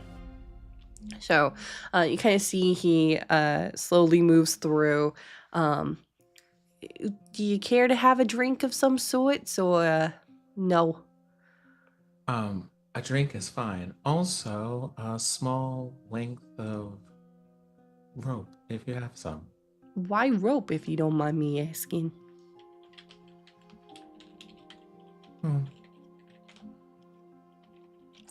Nostalgia, I mean, nostalgia, perhaps. Okay. Yeah. There's some rope by the window. You know, that's usually where we get the morning news, so to speak. And he kind of gives you a little wink. So I go get Yep. a length of rope. You can see there's several different like color ropes tied there, as this is oftentimes like, it's not only just these houses are for kind of safety, but they're also a network, because they're almost always in view of at least another house. So kind of, if you were to take it out of context, of like lighting the beacons. So if there is one issue, it is known throughout the city very quickly. First thing would be, are there messages already at the window? Currently no. It looks like whatever messages for the day are kind of done since it's evening. So that message kind of had moved through. You can do a perception check, we'll say, to kind of see which ropes have been likely used today.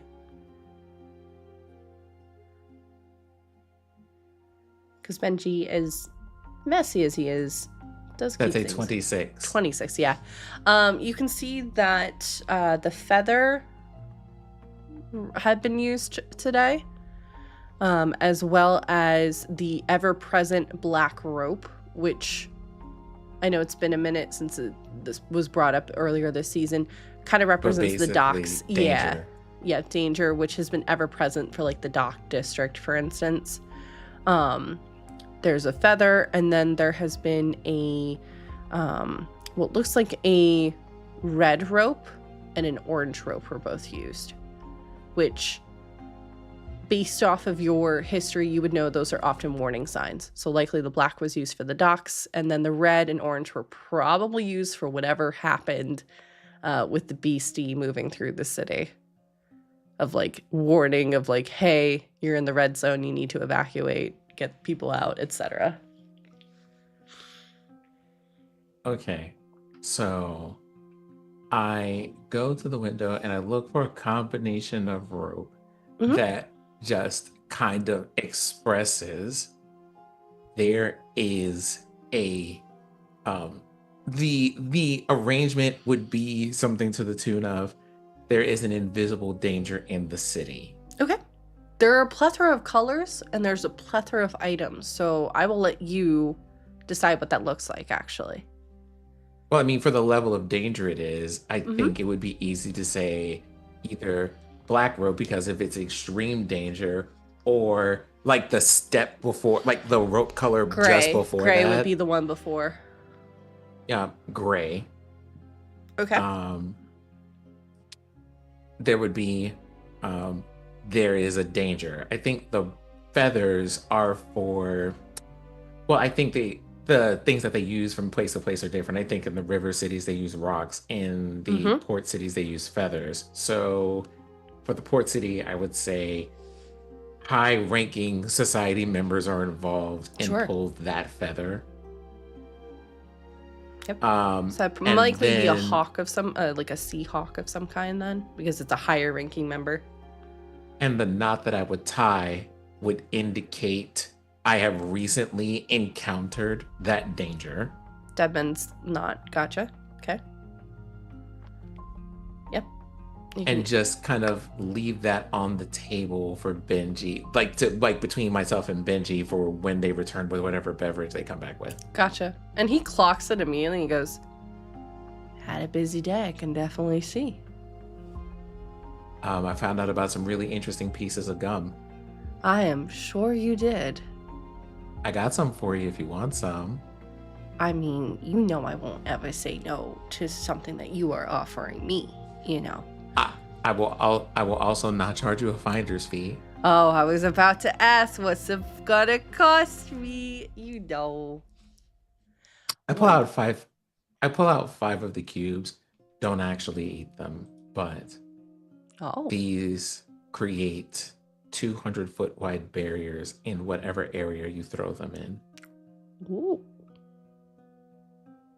Interesting. That could definitely be of use.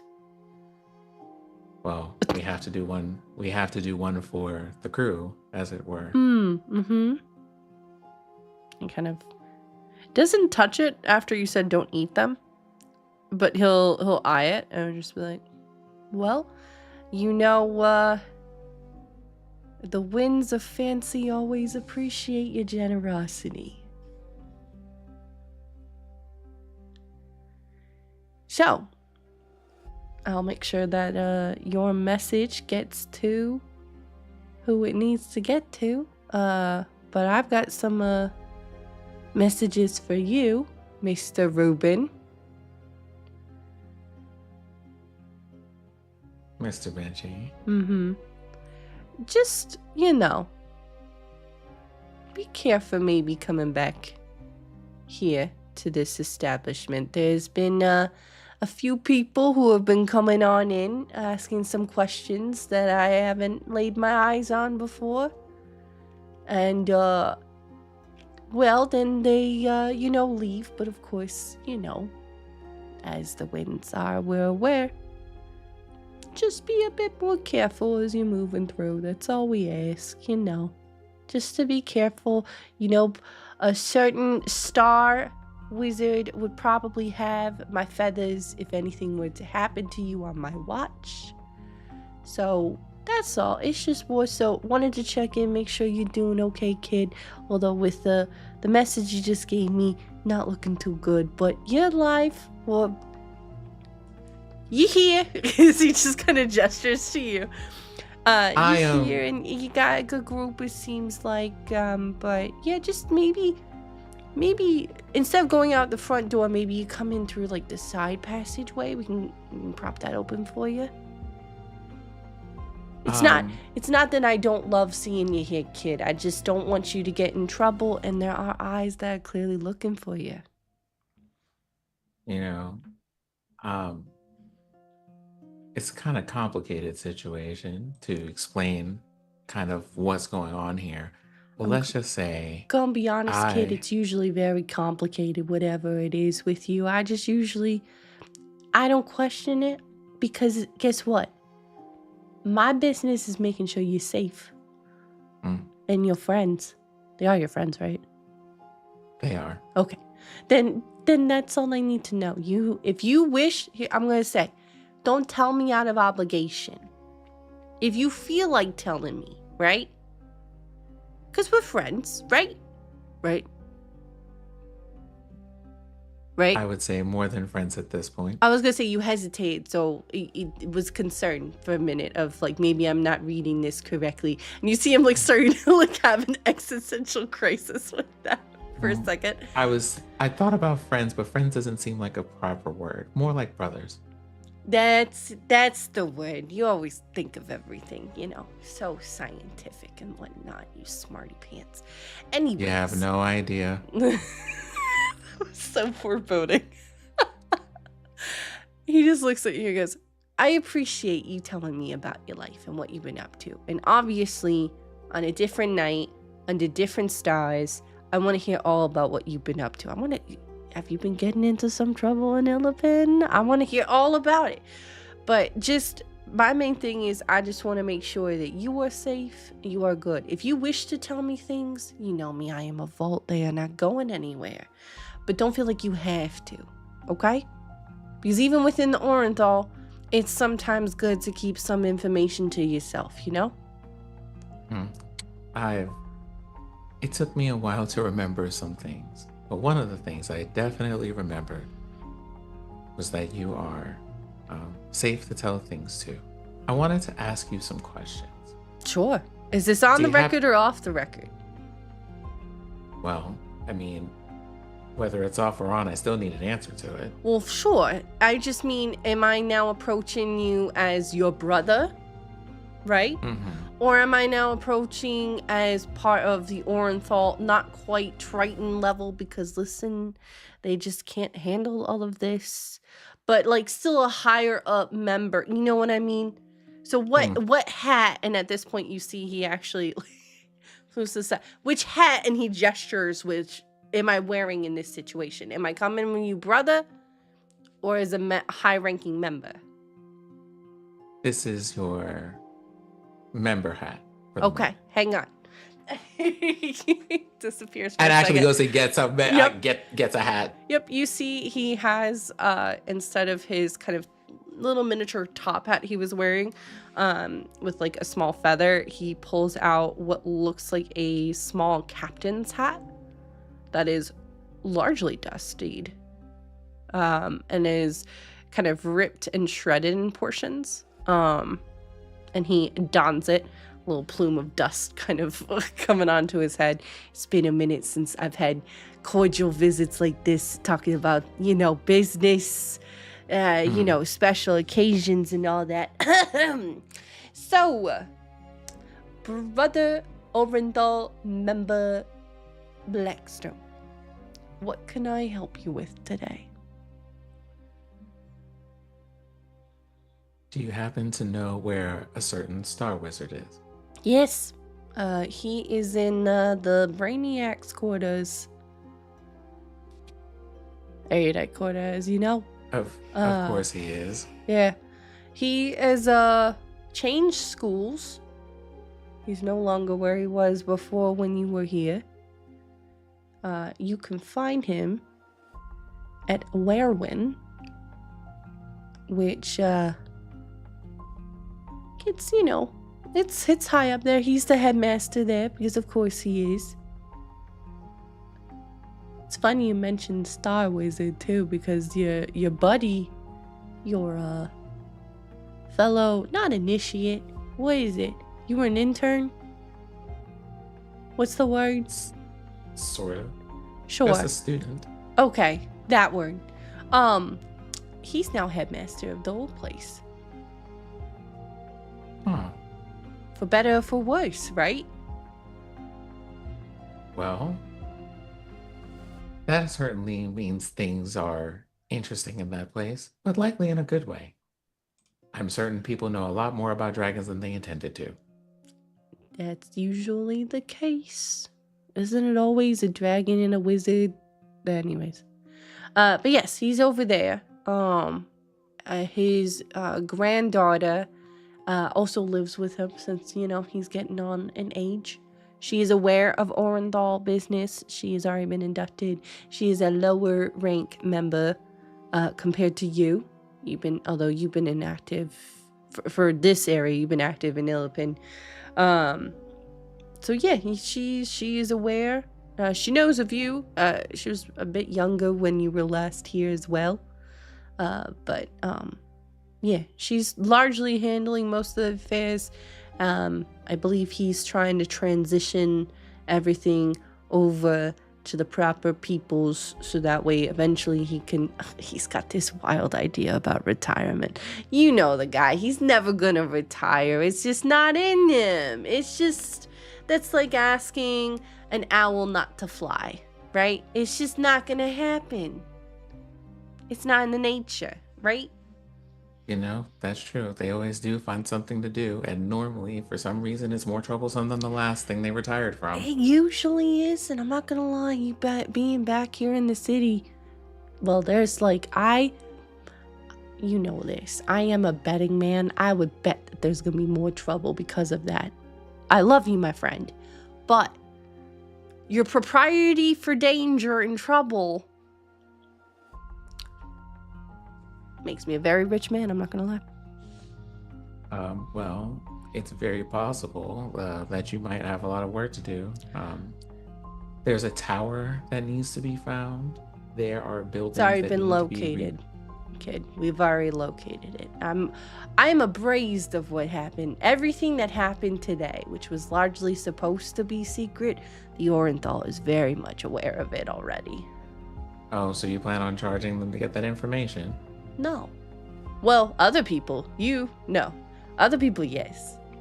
Oh, well, I mean, it's the other people I'm worried about. And mostly, just so you know, it's the people from the Assyrian Gate that will be asking about it. Oh, that's fine. We've got some people over there that we've been working with a little bit. So they're aware. If They're on the they're still alive. Yeah, they're still alive. They're aware. they'll be looking for that. They'll be looking for that tower and all of that. So It's in the just so you grotto know. if you wanted to know. Landed on straight on the marketplace. Right during. Luckily, the market wasn't that busy. Most people were clearing up shop for the day. But it did wreck some townhomes. And I'm gonna be honest, kid. A lot of people are very pissed off at Tiny'll right now.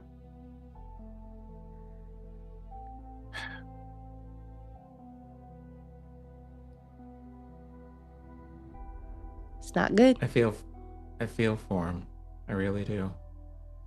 He's doing his best, but it's everything that's happening isn't exactly painting a very good picture for him. I'm gonna be real. He's doing his best though. I'll be honest with you.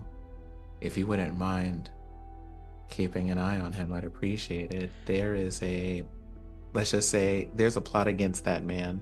Oh, we know. think a lot of that plot seems to be because he is looking out for the people. And well, the most recent one almost took his life. Well, I'm gonna be honest with you, kid. Guy usually gets several attempts on him a day. I think that's why, for better or for worse, he goes it alone a lot of the time. I think he's just used to it. It's just, again, asking an owl not to fly. It's just part of who he is. He doesn't want to get too many people involved, but it's all he knows, right? I suppose, unfortunately, I've decided to involve myself, so here's to lucrative businesses, I guess.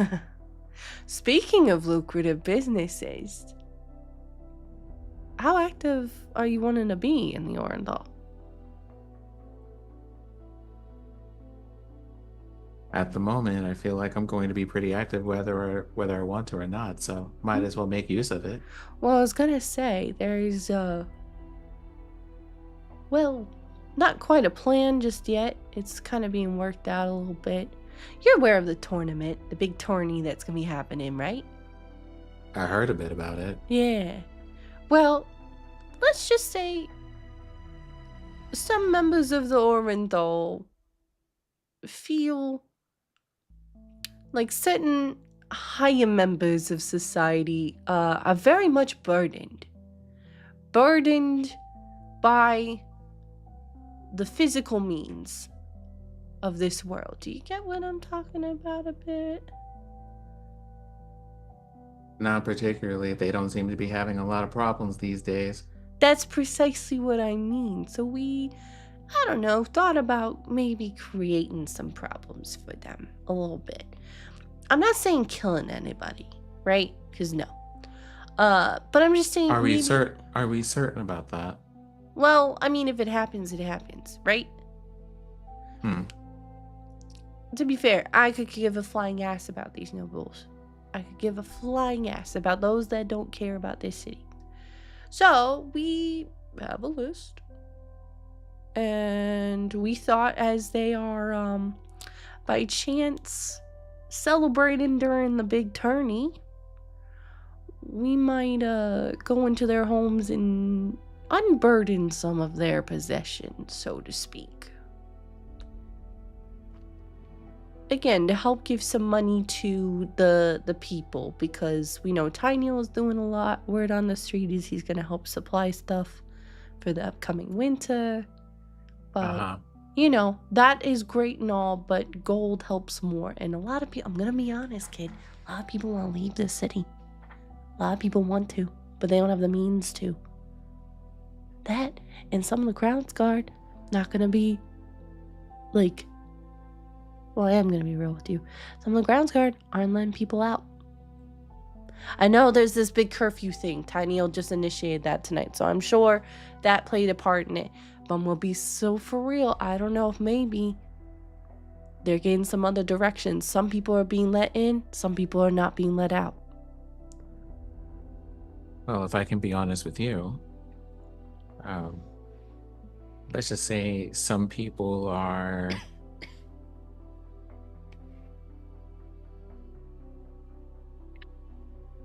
Let me ask you like this. Have you noticed that in spite of the fact that people aren't necessarily leaving the city, there's a lot of subtracting happening and it's not adding up particularly well? Yeah. But I mean, that could be a number of different things, my friend, right? They're cutting us off.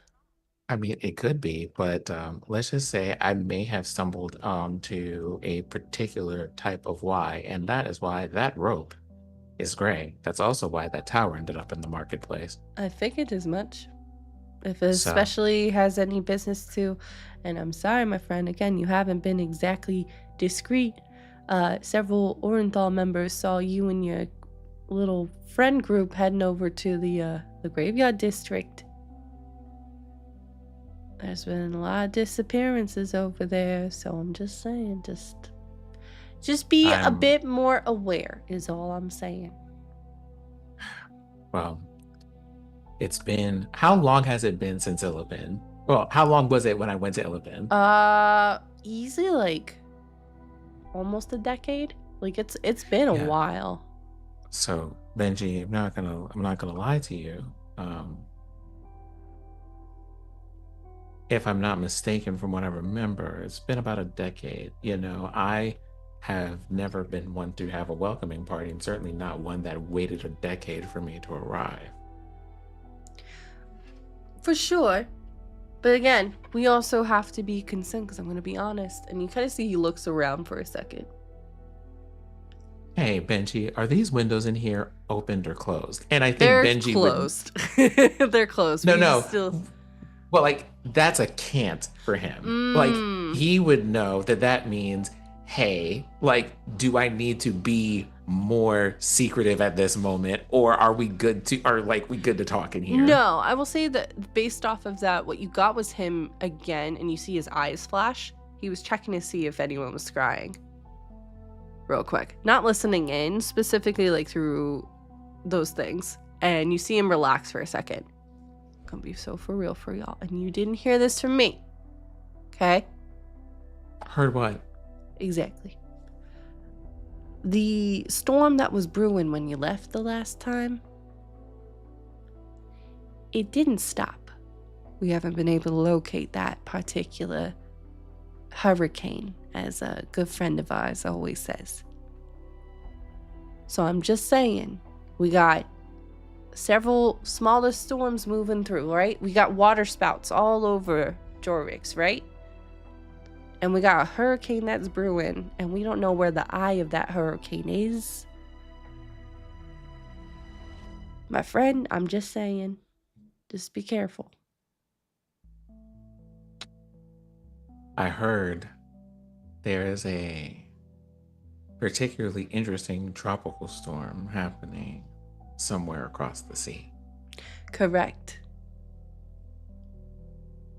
I've heard of this as well. It's what little information we've been able to get through, well, anything that's getting close to our docks, which isn't much, but...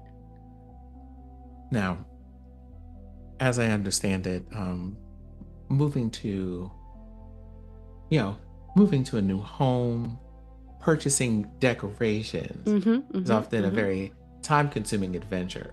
But with all this information you gathered, would you be willing to share some of that with me if I help you, say, acquire some new furnishings during our tournament time? You drive a hard bargain, but yes, that's fine. I would be all for that. So I will give you. I'll start with this, and I say, do you know the name? Hold on, let me check here. And like, y'all can hear me turning pages. That's what is actually happening in Rory's brain. Sure. What I'm looking for here. Hold on. Is it this one? No.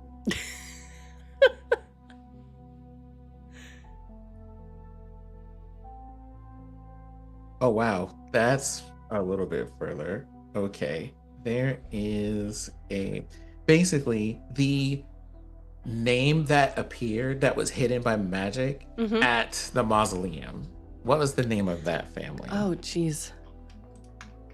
You're gonna make me scroll back now?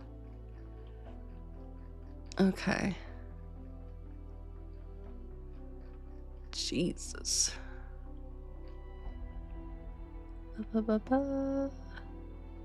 Because you would think that I had that in here, and I'm yeah, pretty sure I thought you wrote it do. down.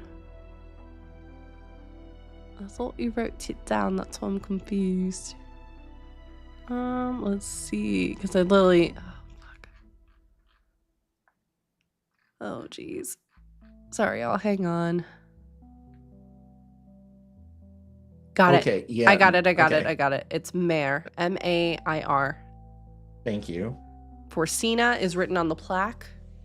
Mair is written underneath. What do you know about the Mair family? To be honest, not much, kid. Probably as much as you do. Well,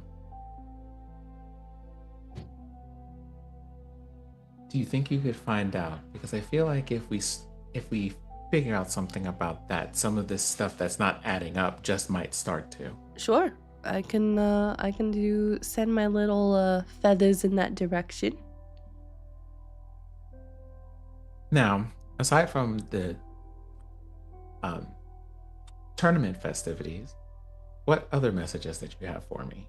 That was largely it. There was also they didn't come here, but we heard it through some of our contacts in the temple district. Just that a keeper Rinaldi would like to get in contact with your cleric friend. I think that's their name. I don't know their actual name, I'm gonna be honest. There's so many temple district people. I got it. Okay. They'll probably know. It's their new name is Rinaldi, if that is not the name. Their new name is Rinaldi? I don't know if it's their name or not. I just know it starts with a R. Okay. One more question. You said there were some people looking for me. Well, you and your group, but yeah. What did they look like? Well, I'm not gonna be, too much, but the very stereotypical black robe individuals. Didn't say much. Can you imagine what they look like? And you see, it pops into your head a group of 4 individuals all wearing black cloaks, largely covering their face. Save for, you can see their eyes, which are largely bloodshot, but various either browns or blues, etc. They were in here, I want to say, just after you all left, heading over to the graveyard district. And then they left. I said, because they knew your name, by the way, friend. I said no one is at this establishment, and they said that they had seniors around this area and had been checking in. They sounded weird. I'm gonna be honest. It was very. lacking any kind of like emotion. So it was very monotone how they were talking. But they said that they would be keeping on the lookout for you, and would be checking back later. That's why I wanted to get, contact with you. Just because I'd been seeing them kind of lurking around this area and wondered if they would be making their way over because I had never seen them before, and then they did. So, yeah. Seems that I'm gonna have to dig through this bag and see if I can find that one lucky coin that y'all gave me. You better have. Otherwise, the Orenthal's in trouble. That's true. It's also very unlikely that I've lost a thing that important anyway. But I appreciate it. No worries. Thank you, Benji. Go get some rest, let me know if you need anything else. I'll see what I can find out. You wouldn't happen to have a passage that leads upstairs from here, do you? Unfortunately, no, because I respect your privacy. So you're gonna have to, I don't know, walk up the stairs, my man. It's not the walking up the stairs I'm concerned about. It's someone seeing me in the lobby. We did just say. Then just change your appearance. You got like a what? Look at your bag. Your bag is so full of things. I'm sure you can pull out a quick disguise, right? You have a point. Let me see what I can do. I was gonna say. Put that brain cell of yours to work. Brain cells are a very challenging thing, friend. Let me tell you that. True, but I know you can do it. Also, So, did I you think know by you're this- still smoking slightly in the back? Your cloak is like a little bit smoky. Okay. Right. I think for disguise kit, it's just with the dice plus proficiency or whatever. Yeah. But I mean, I'll say for the sake of brevity, you could just come up with a design in your head and you can do it. It's fine. I'm going to put on something that looks like something Corbin would wear. Sure. Okay. So I think what it ends up looking like is something that's somewhat ostentatious, but it's like, oh, that's the kind of person who wants to be seen. We're not paying attention to these people. Okay. And he'll kind of And- gently guide you to the door. I make my way to the room. Okay. And we'll check in with the rest of the party now. As Astani and Diodora, Rory has disappeared to have a conversation with Benji as the two of you now find yourselves back within the familiar confines of your kind of rented space. Sparky is not back yet, but you can still feel the tether. He's there. He's still just doing his Scooby-Doo sneaking through the shadows at the moment. But what are you two doing at this time? I think if we're not immediately going to go rest, first thing Asani is doing is to just look at how Theodora is doing at this moment. They went from, after they had talked with Tyneal, how do they look? Especially in the chat about Indigo. Did they tell us about this? I don't think she would have said anything about that. Mostly because it's been made very clear that there are people watching, listening, etc. And also she still is trying to I think at the time trying to parse out what she would need to do in order to find the answer inside herself. But I think she looks like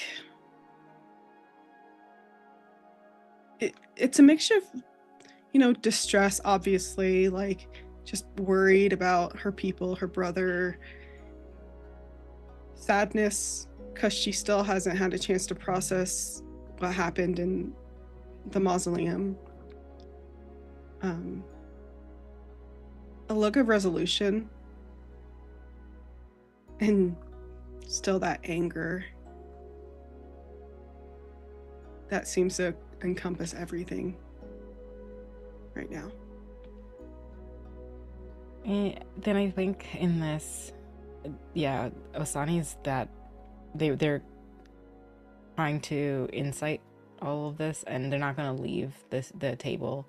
They're just going to either get something small to snack on, small questions. They're probably asking like, so we brought Liza in apparently about a couple of years later. I was against it, but of course she couldn't be dissuaded.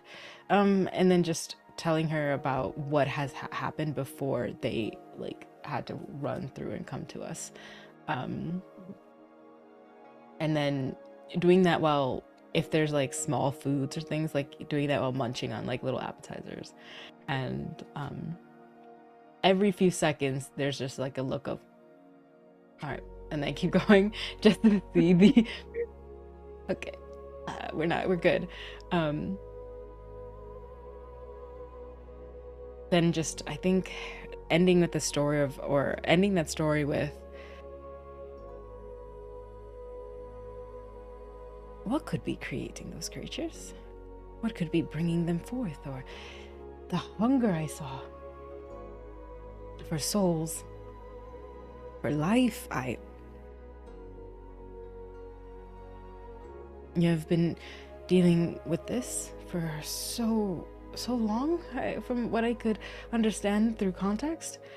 This cult, this group, this belief in something.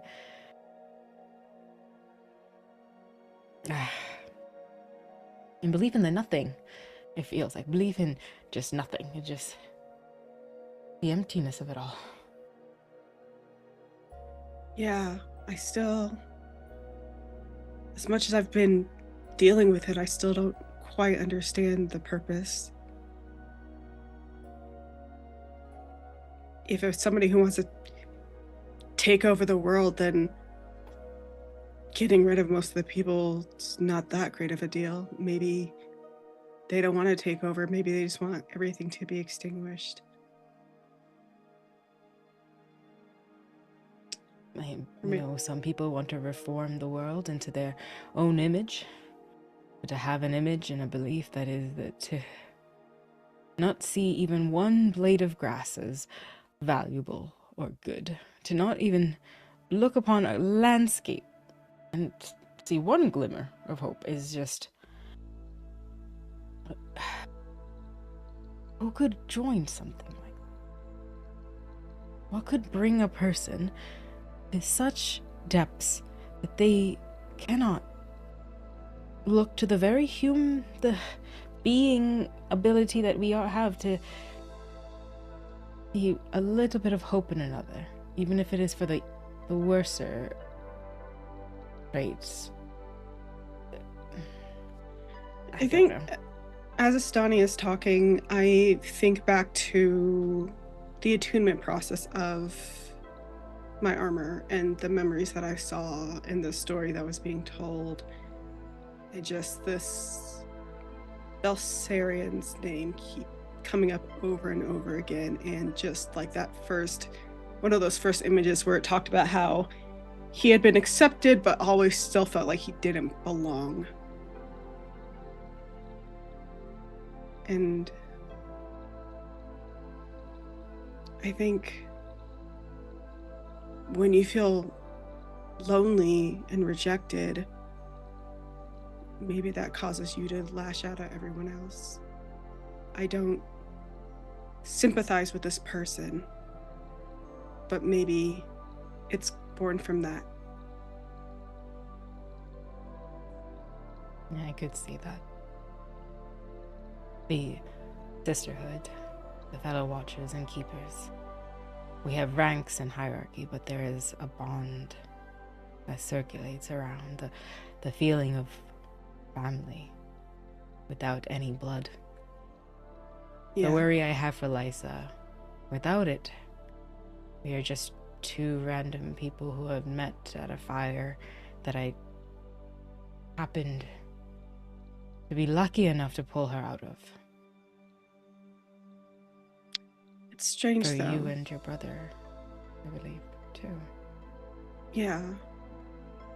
growing up in a community that's always looking after one another and making sure that everyone has what they need, which is the strange part. When I was frozen, I guess, at Ares' place, I had a lot of visions about previous people who had worn the armor previously. And You did? yes, their memories are with me now. They are with me now. But the person who is responsible for this, or at least partially responsible for this, he showed up in many of those memories. And he had been taken in by the Shiftweave people. So I don't understand why even then he didn't feel like he belonged, because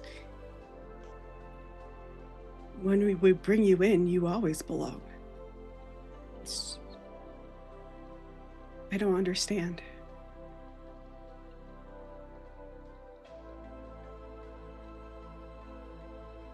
Feeling separate in a community that welcomes you in my opinion, is a choice.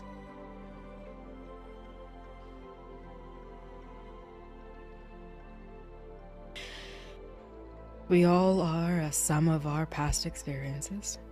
So, Yeah. when a warm embrace is in front of you, you might remember the ones who have scorned you, even with a smile.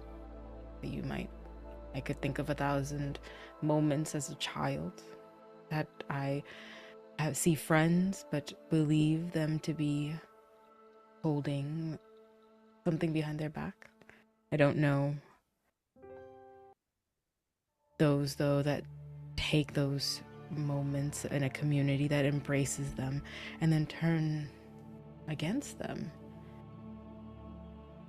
They either find their own space outside of it or isolate themselves.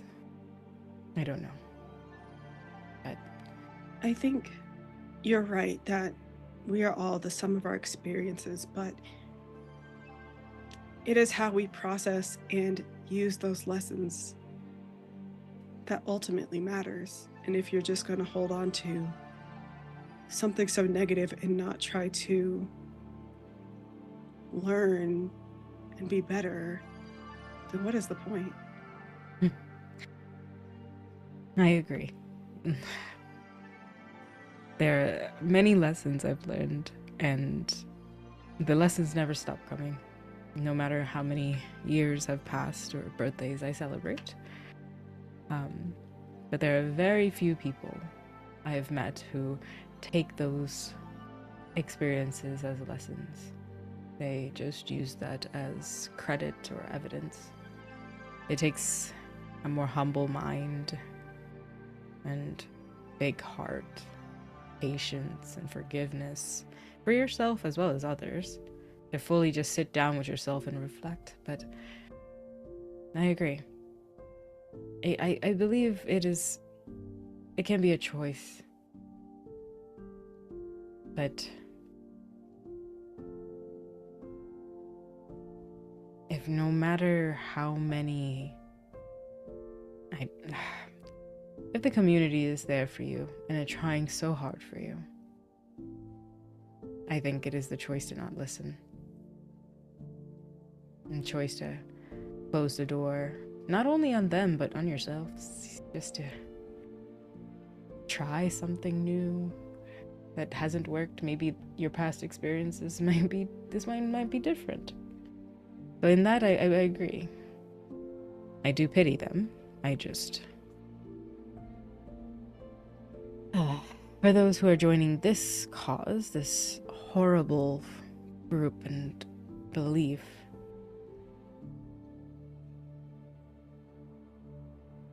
I just don't see it.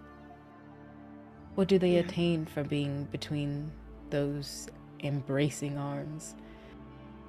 Do they celebrate the end of all things? Do they joke about the final end? I don't know. I'm trying to make fun of something that makes gives me no joy, and I have empathy, so I don't see it. And they're taking tea and they're like swirling it, and probably dunking a couple of things as they're eating, contemplating all of this, still looking every few seconds. Their passive insight is 18, so they're just like trying to be like, how is my friend doing? And hopefully this like talking is like trying to like see their facial like expressions. Even as they're sipping tea, they're just looking up like, I'm not gonna bring it up if you're not gonna bring it up. I'm gonna see if I pick up on this to be like the intention behind like the glances, because I think Theodora does probably see the glances, because she has a pretty good passive perception, I think. Yeah, she has a 17 passive perception, so but her understanding insight, that's a 17. I guess maybe she kind of gets it.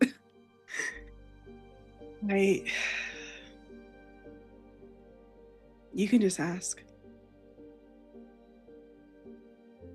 Well, now that I have the permission, how are you doing? I'm worried and I'm angry, and everything is happening all at the same time, and I don't know how to process it all before I have to jump to, or we have to do the next thing. There's just no time, and for once I wish there was.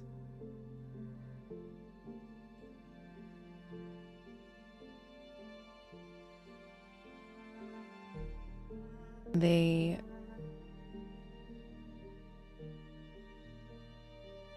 like deep breath. Asani starts like putting a plate together of some food. I still have still healing from the last time that I was almost close enough to go farther than anyone could reach me. Still haven't had a moment to think about that. There is just this pin, and I understand that feeling. You don't need to. We don't have the time to, honestly. But if you would like to spend a couple of minutes, I'll hold your hand, you can hold mine, and we can commune with the lady to give you peace off of one of those many things. I do take I take Astani's hand and say, yeah, I've only interacted with the lady once or twice, but she is nice.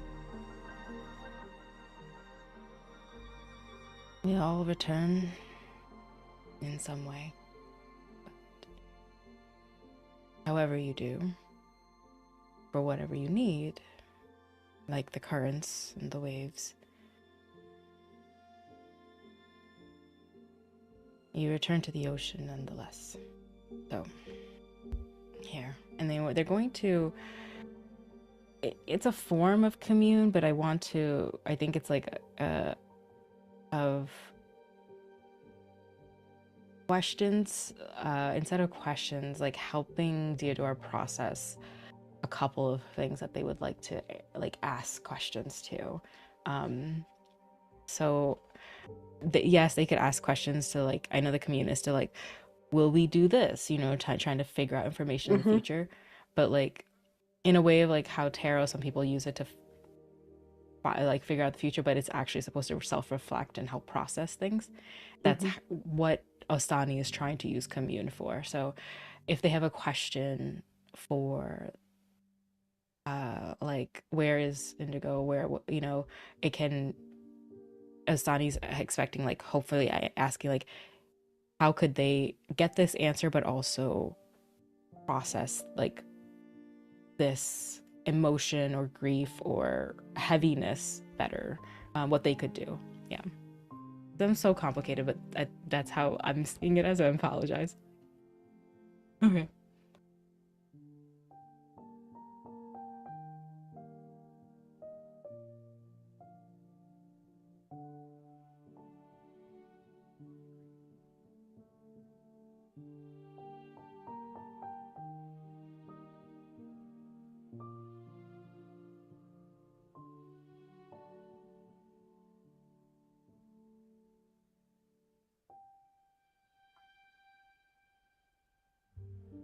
Oh, I was thinking of this before, but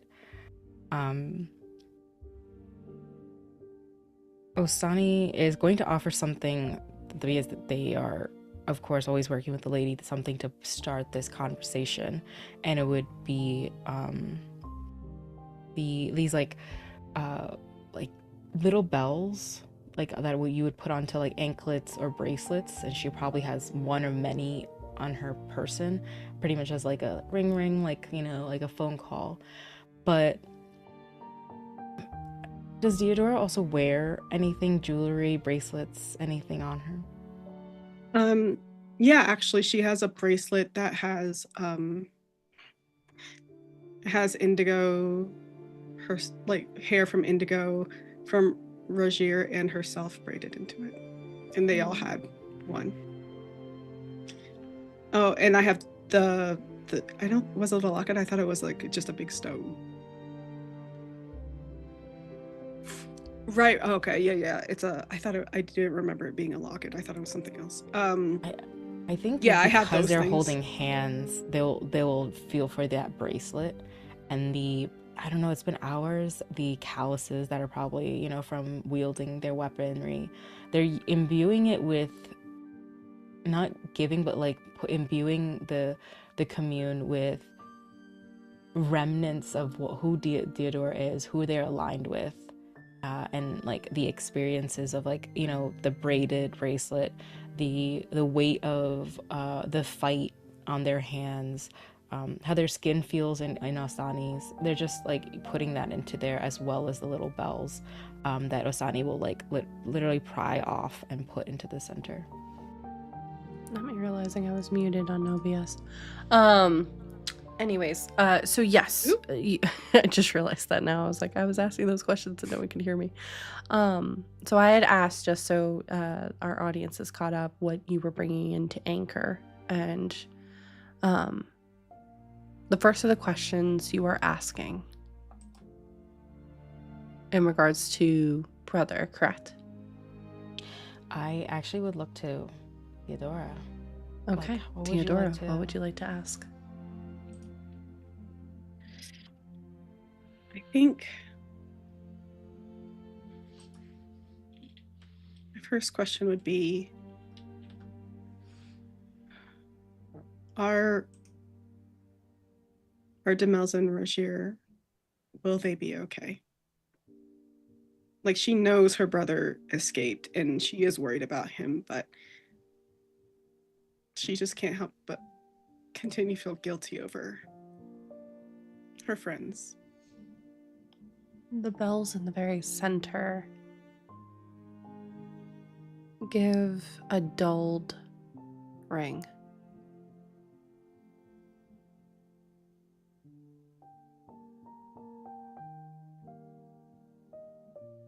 I would say, based upon your prior experiences, when a bell doesn't ring clearly, it's broken. Usually something wrong. But the bell doesn't break. So we'll leave that up to your interpretation of what that eventually could mean. But at least for now, it's not giving a very favorable answer, we'll say. And I knew that, but it was just like needing, I guess, divine confirmation of it. You know, she knows what happens to these souls. You just feel like a tight squeeze from Osani to kind of ground you again. You knew this. We've felt this. There's danger. Yeah. But you are the one that charges into danger. Even if... And they're just trying to take all these readings into, like, grounding advice and help them process. I think when we are afraid and we cannot... It is rooted in uncertainty, and this is uncertainty, but we are certain that you are one who will charge in and figure out a way close enough to as much as possible, and that we can know. So, trust in yourself that we can get some rest, at least for this moment, and get more answers the closer and closer we get. The closer and closer we can get to them. You are incredible, Theodore. I'm sure that you can do something.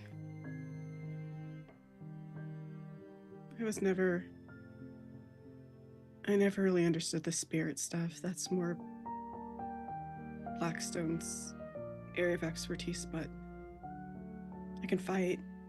That's what I can do. Yes, you can. I've seen it. How many questions do I get? It says up to 3. Okay. I think about it for a moment, just sort of take in what Astani's saying, what the bell hinted at, I guess. And then ask,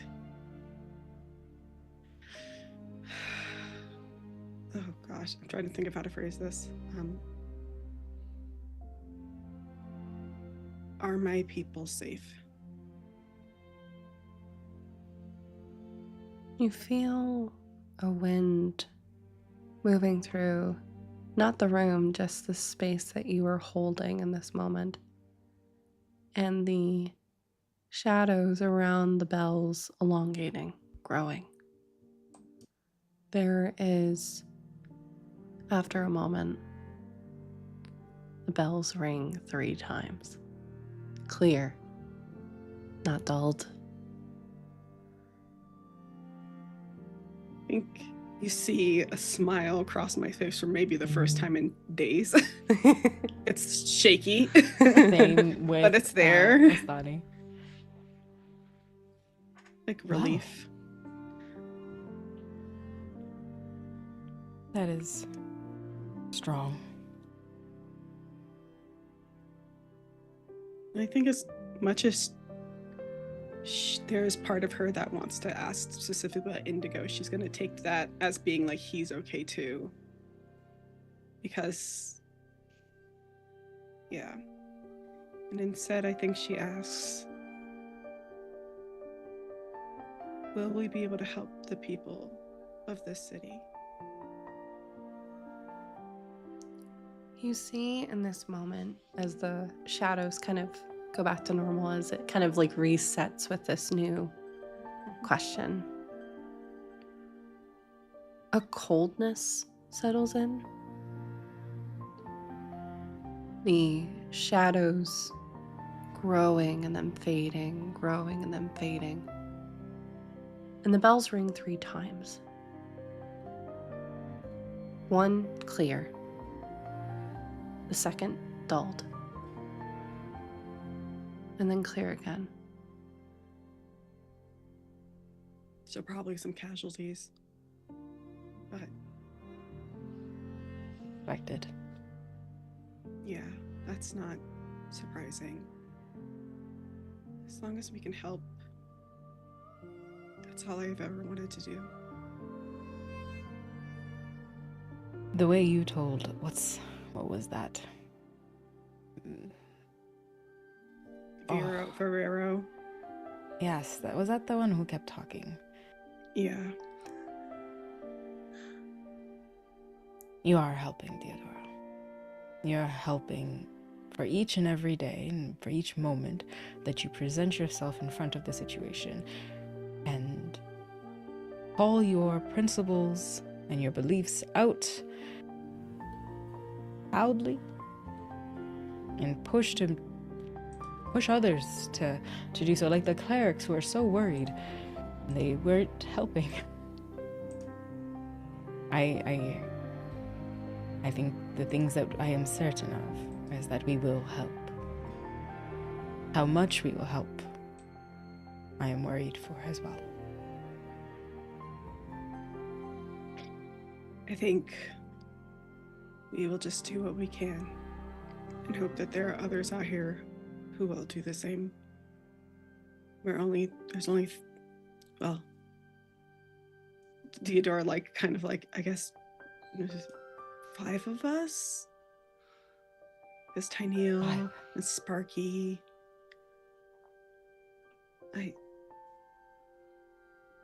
There's only a few of us, but sometimes that's all you need, I think. But also, we shouldn't push ourselves to do more than we're able to, because then we wouldn't be of any help to anyone. Well, speaking on that, Sparky is good at supporting you Yes. in battle. But Yes. Sakali does something special. Like, they pull Sakali from like their bag, and they're like letting them do a stretch. They give a weight on my chest when I'm feeling stressed. I joke that it is because it is the best napping spot for them, but it always seems like they want to nap on my chest when I am dealing with a lot. You do not need to process everything. You have some answers that you already knew, but you know the direction you want to move forward on. That is certain. Hold that certainty. That will remove the fear. Even if it's certainty that we will fail, it is still certainty that will remove the fear and put bravery in its place. Hold Sakali and rest. I think as I take Sakali, and Astani is mentions that even if it's certainty that they will fail, there's like a sharp look comes across my face, like determination. It's like, now that is one thing I'm certain we won't do. All right, then. Then I have no reason to be afraid. Yeah. And I like hold Sakali, and I remember when Sparky was little, he also used to sleep on my chest. Yep. Not too long That was ago huge either. Yeah, like it was like 3 weeks ago. And now suddenly he's this gigantic, he's fucking Clifford. It's a the big red Rottweiler dog. Clifford. Yeah. His goddamn Great Dane, just fucking huge out of nowhere. But no, I think I take Sakali, and then I will give Astani a hug. They say some like final words, like thank you to the lady. May she watch over you. Just like final moments. Very like typical routine, traditional, like practice to close the commune. But as soon as that hug comes in, they hold you tighter.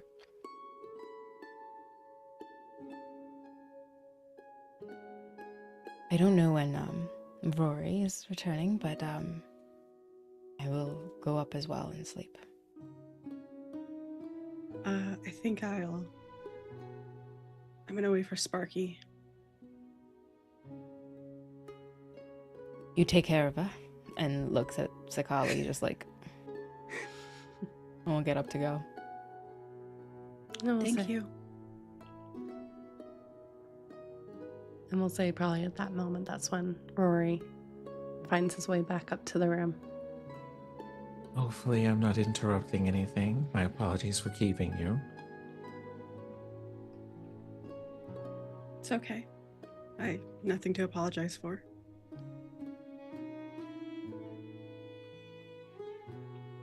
What an interesting day. That's one way to put it. Well, I suppose we have a lot of things to do, but if it can be believed, I feel encouragement. That's good. How are you two? Exhausted. I feel a little better. And like I'm like holding Sakali, like not like tightly, but just like this is my baby, right? And I think you feel And then Sakali I'll- licking you every now and then before just snoring. And also feel just like like I've I hope seen- Sparky it doesn't get upset by this. I've seen enough people interacting with animals to know when an animal is just like, I am comforting a person at this point. So it's kind of like, I see. I have some very interesting information, and well, some of it is good news. Some of it is Gonna interesting. piss me news. off. No, just interesting. Mhm. And then some of it will probably piss you off. But more importantly, we do get to rob nobles. Oh, just rob them? I mean, sorry. No, I'm not sorry. But I will. No. I will say, I'm starting to learn more about Blackstone's past life. That was a little bit more spy-like. So, what I will say is that all we will do? No, but it was the thing I was asked to do. I was also informed that, well, you do know how accidents happen when you try to do the most simple of things, so... yeah, I think as soon as Theodora said that's all we get to do, there's immediately like part of her that feels bad for like suggesting like, because she's like, not all of them can't be bad, right? Like in her head, she's like, no, but it's just like she has like Vero or Ferrero, whatever fuck his name is. Ferrero Rocher, but he shouldn't be. But Ferrero Rocher is delicious, and he does not get to. I've been thinking that the whole time, by the way. Just saying. It's the way that we said that at the exact same time. Someone needs to clip that because that was the thing that we both said. But it's just like, yo, he can't be. I can't be making fun of his name and giving him a more delicious name. You know, like I just. But like wants to get rid of him. Just wants like all these people who like have a hand and aren't doing anything to help people. Like Tyneal's a noble, but he actually helps. We should Robbing. rest. Yes. We will be robbing them.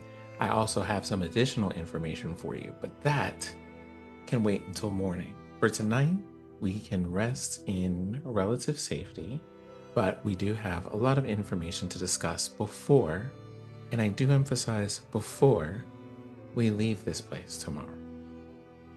Okay. I plan on waiting for Sparky before I go to sleep. Well, considering that I don't actually sleep properly, I'm fine to also wait for Sparky. Ostani, you should know that a keeper is looking for you. What? A keeper Wait. by the name of now I'm not sure that they got the name right, to be honest. However, a person by the name of Rinaldi. They absolutely did not get the name right. They just made up. They just did gave not. made up a You fucking know name. that already. Like they might Astani. as well have called them Ricky Ricardo. to be Exactly. That honest, is like- not their name. There is one keeper though that you know. There is only one keeper. Yeah, that's the like eyes going back and forth. Like, no. Unless, No, It's to what be unless is someone's fair- been usurping in the last day and a half since you've been away. exactly. No. Or They're just like. I "Alright." will say for a truth, they're better with faces than names. But a keeper did come looking for you all the same. All right, then I guess no sleep until I talk to them. I No. would say you should Sleep. also do that in the morning. Yeah, I think. Wait, they came looking for Sunny here.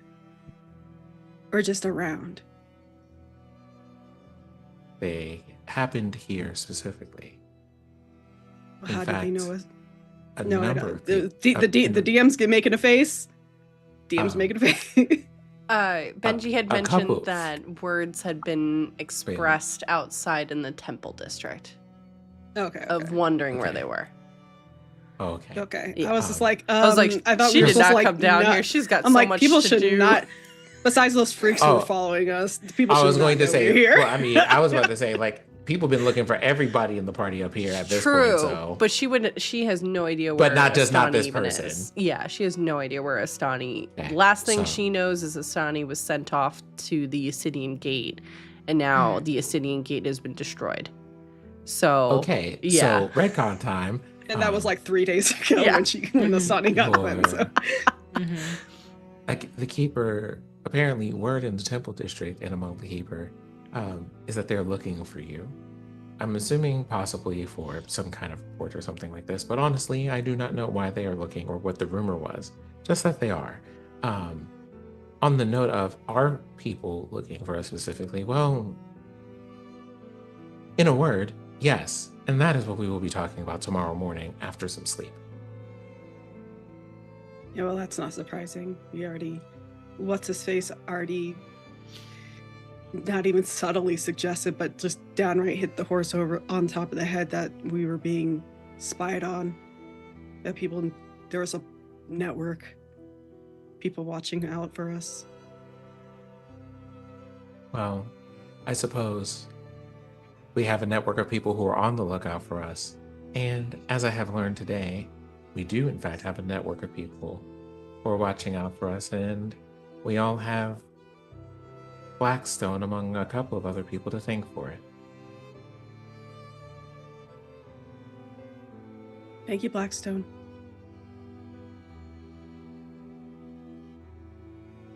I assume Blackstone can hear me somehow.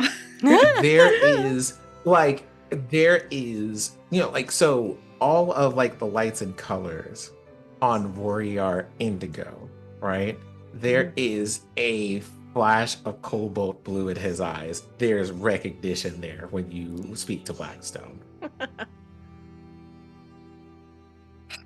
I think there's like that sigh of relief. That's what that's her reaction.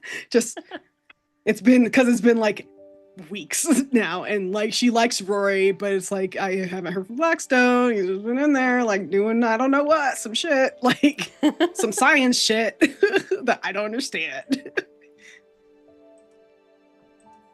Wonderful. Okay.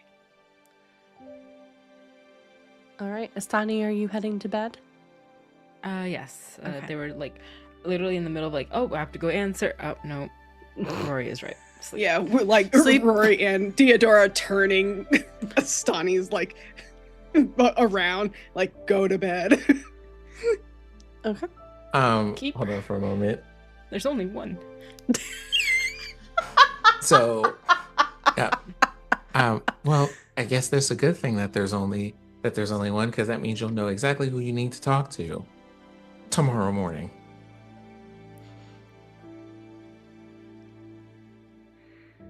All right. And Theodora and Blackstone, you stay up for a bit. Take some time.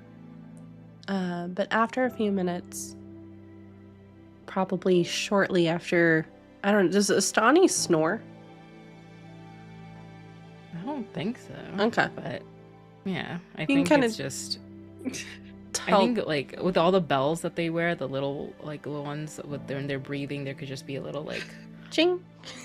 yeah, little thing of like note like, oh, this is deep breathing now, and for sure you could hear like just little ding. I think I love that you flavored your not being able to stealth as just having a lot of bells on. Yup, It's just it's like so being real good. flashy. A centaur, yep. love it. Again, a temple cleric who worked in like with the lady for like they have heels, centaur heels. I think Yes. after Centaur heels does not need to be any fucking taller, but still somehow is like. as you do. I think Really I love after it. a few minutes after you hear not only the bells, but also just Astani's kind of relaxed breathing, Mhm. picking up on that. Sparky slowly forms out of the shadows. Poor thing is so dirty. Of Scooby-Doo sneaking all around the city. You can see it looks like he is favoring his front paw a little bit. What happened? Looks like probably he got caught on something.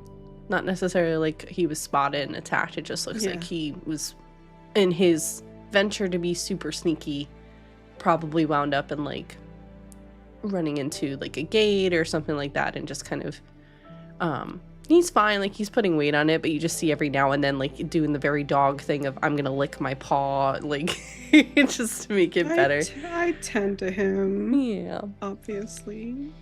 and he just kind of as soon as that happens, just is like baby dog. It's just like, oh, like just I got Sakali like on my like perched on my shoulder and somehow just clinging while asleep, and then I got the giant dog head in my lap. She's like, oh, when you sent him away, what were you thinking in terms of how you would get that information back from him? Through the shift weave. Okay. Why don't you make a shift weave check for me, please, as that's kind of happening. Okay. Ooh, bitch, 18 on the die. 18. I think mine's a +4, 22. Yeah, that's not bad at all. You see the perspective shift as the shadows kind of swirl in front of you. Rory, for you, it's just a mass of shadows. It doesn't really look like anything. But for Deodora, she gets peering through the shadows, this kind of first-person perspective of following Varero and his camaraderie that he had been with, slowly moving through the streets of Jorix, out through Erudite Quarter, through the gate. Doesn't seem to be saying anything. You see every now and then, and I can't do it because my hand's in the brace, but I can do it with this hand. Just kind of like the hand that had been shaking. He seems to kind of be... I was going to ask if his hand's still shaking. Yeah, not shaking, but you see him just trying to like gain control. Mm-hmm. Kind of like if you've strained your hand, just like, okay, it's been strained. Kind of like doing like a self-soothing thing almost. Where he's trying to, okay. Not even, doesn't bother to look back. You can see every now and then as Sparky is moving, he does dart his eyes seemingly in the direction Sparky had been like a few seconds prior. But continues on his way up towards now we're at the Weaver's Wake. That pathway that you and Tyneal had been on not even 24 hours before, not even 12 hours.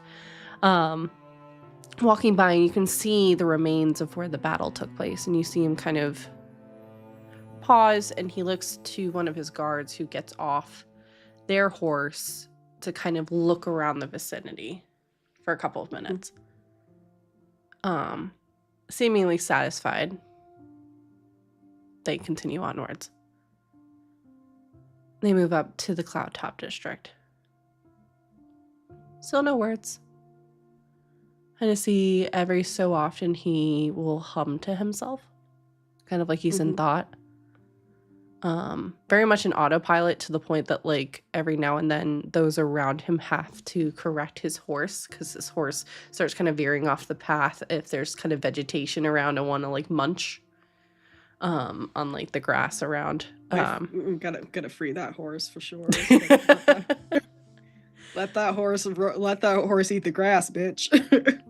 And at this point, once past the Cloud Top District, just outside, and this is the closest you've seen of the castle, the bright keep, massive gate that separates the castle from the kingdom, truthfully, beyond just this massive, not mountain, but hill that you've just climbed as Sparky.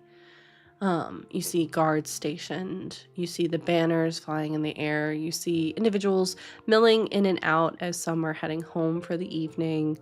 Others are coming in. It looks like there's presumably some kind of gala or party that's about to happen. But he detours off. Instead of going through the gates, there are several houses just outside of the keep, but still kind of attached to it. And he heads off towards one of these much larger, I say houses, it's a mansion. Yeah. We'll It's a be fucking honest. guest. It's It's a a full guest house. Yeah. It has its own pool. Mm-hmm. Let's be honest. And you see him darting off towards this. It's facing towards, not the city, but towards the mountains behind the city and the forests. And Ferrero just says one word, like one phrase. She is an interesting one, isn't she? Yep. He's saying that out loud to himself? Mm-hmm. Or seemingly to himself? Yeah. Ew. Like Fucking creep. trying to solve a problem that's just not making sense. And after a second, you can see what looks like a nightingale starts flying over, and he lifts his hand to kind of catch. Mm. Was wondering when you would send one of your birds to me. We have much to talk about. This is that lady fuckhead. I don't remember her line.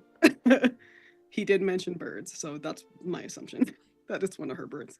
And he kind of leans forward and touches the forehead of the bird. And there's like a pulse of magic before the bird flutters off again. Okay. And he disappears into his home. Okay. And Sparky, I think, brings you out of the vision as you kind of hear him very lightly growling that Sokali is on top of you. Oh my God. Sparky. Very lightly. Sparky. Learn how to share. It's fine. But you have Sparky back. Okay. Then I will go to sleep and see what comes up in my dreams, I guess. And as you enter stasis for Rory and find sleep, that is where we will end our session for today. Great job, y'all.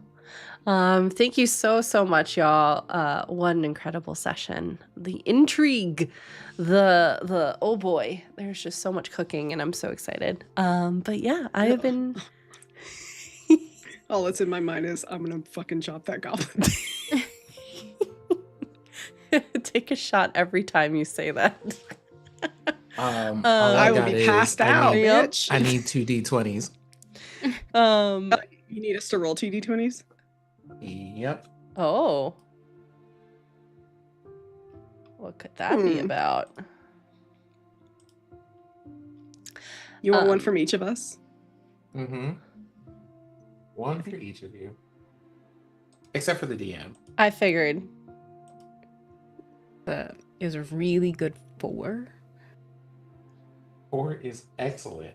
I got you a nat 20, bitch. Let's go. That portent is important. Wonderful. We will find out what that means, I'm sure. But thank you so much. Let's go around and say who you are, who you've been playing, and where we can find and support all the wonderful things you are doing. And we are going to start with Maz. I am going to be... I can't remember. I'm catching cantrips on Tuesday. Yes, hi y'all. You can come see me there. That's our second campaign and pretty much the finish of my character from my first campaign, who is probably one of the last living members of the first power party, because they cannot die. They're kind of immortal in a way. because of their lineage. But it is a Freeburn inspired character, so it is really sad, but awesome that I get to play her for a little bit longer. Other than that, I am always here on Twitch, Matzerel, or YouTube on Matzerel, and we'll be here again for Ampistrano. Woo! Thank you so much, and we'll pop on over to Sin. Hi, my name is Sin, your resident sunflower person. Sinziak is the whole government name, but we'll get to that later. You can find me around on the Twitch universe whenever I finally decide to figure out how OBS works. You can find me on Black Sky, and you can also find me hanging out with the Major Linux crew on Thursdays, where I get to yell at the tech and gaming industry because they never run out of material for me to yell at. And of course, you can find me here being Rory the blacksmith, or Blackstone the person that was smithed by Rory, and someone that Deodora deeply misses. That's true. And last but certainly not least, Fair. Hi, I'm Fair, and I've been Deodora, who is absolutely going to chop that goblin's head off when she gets the chance. And carve that pompadour off his scalp and wear it as a wig. Just kidding. That's not gonna happen. You can follow me on socials at Fairbear, Instagram, Blue Sky, TikTok, and here on Twitch, where I will probably, hopefully be returning to stream next month. As soon as life stops beating my ass in a Denny's parking lot, I'm sorry, I'm not laughing at that. I'm laughing. You're laughing at what, Sin's? No, Ma's pinned what Sin said. The spoiler, she's not kidding. I'm sorry. Yeah. No, Jordan's laughing at me, actually. I am not. No, you can also find me over on Dibbles and Dice's channel, Wednesdays, 8 p.m. Eastern, for Philly by Night and the Monster Within, which is a Vampire the Masquerade campaign telling the story of some newly minted kindred who are trying to figure shit out and getting into trouble along the way.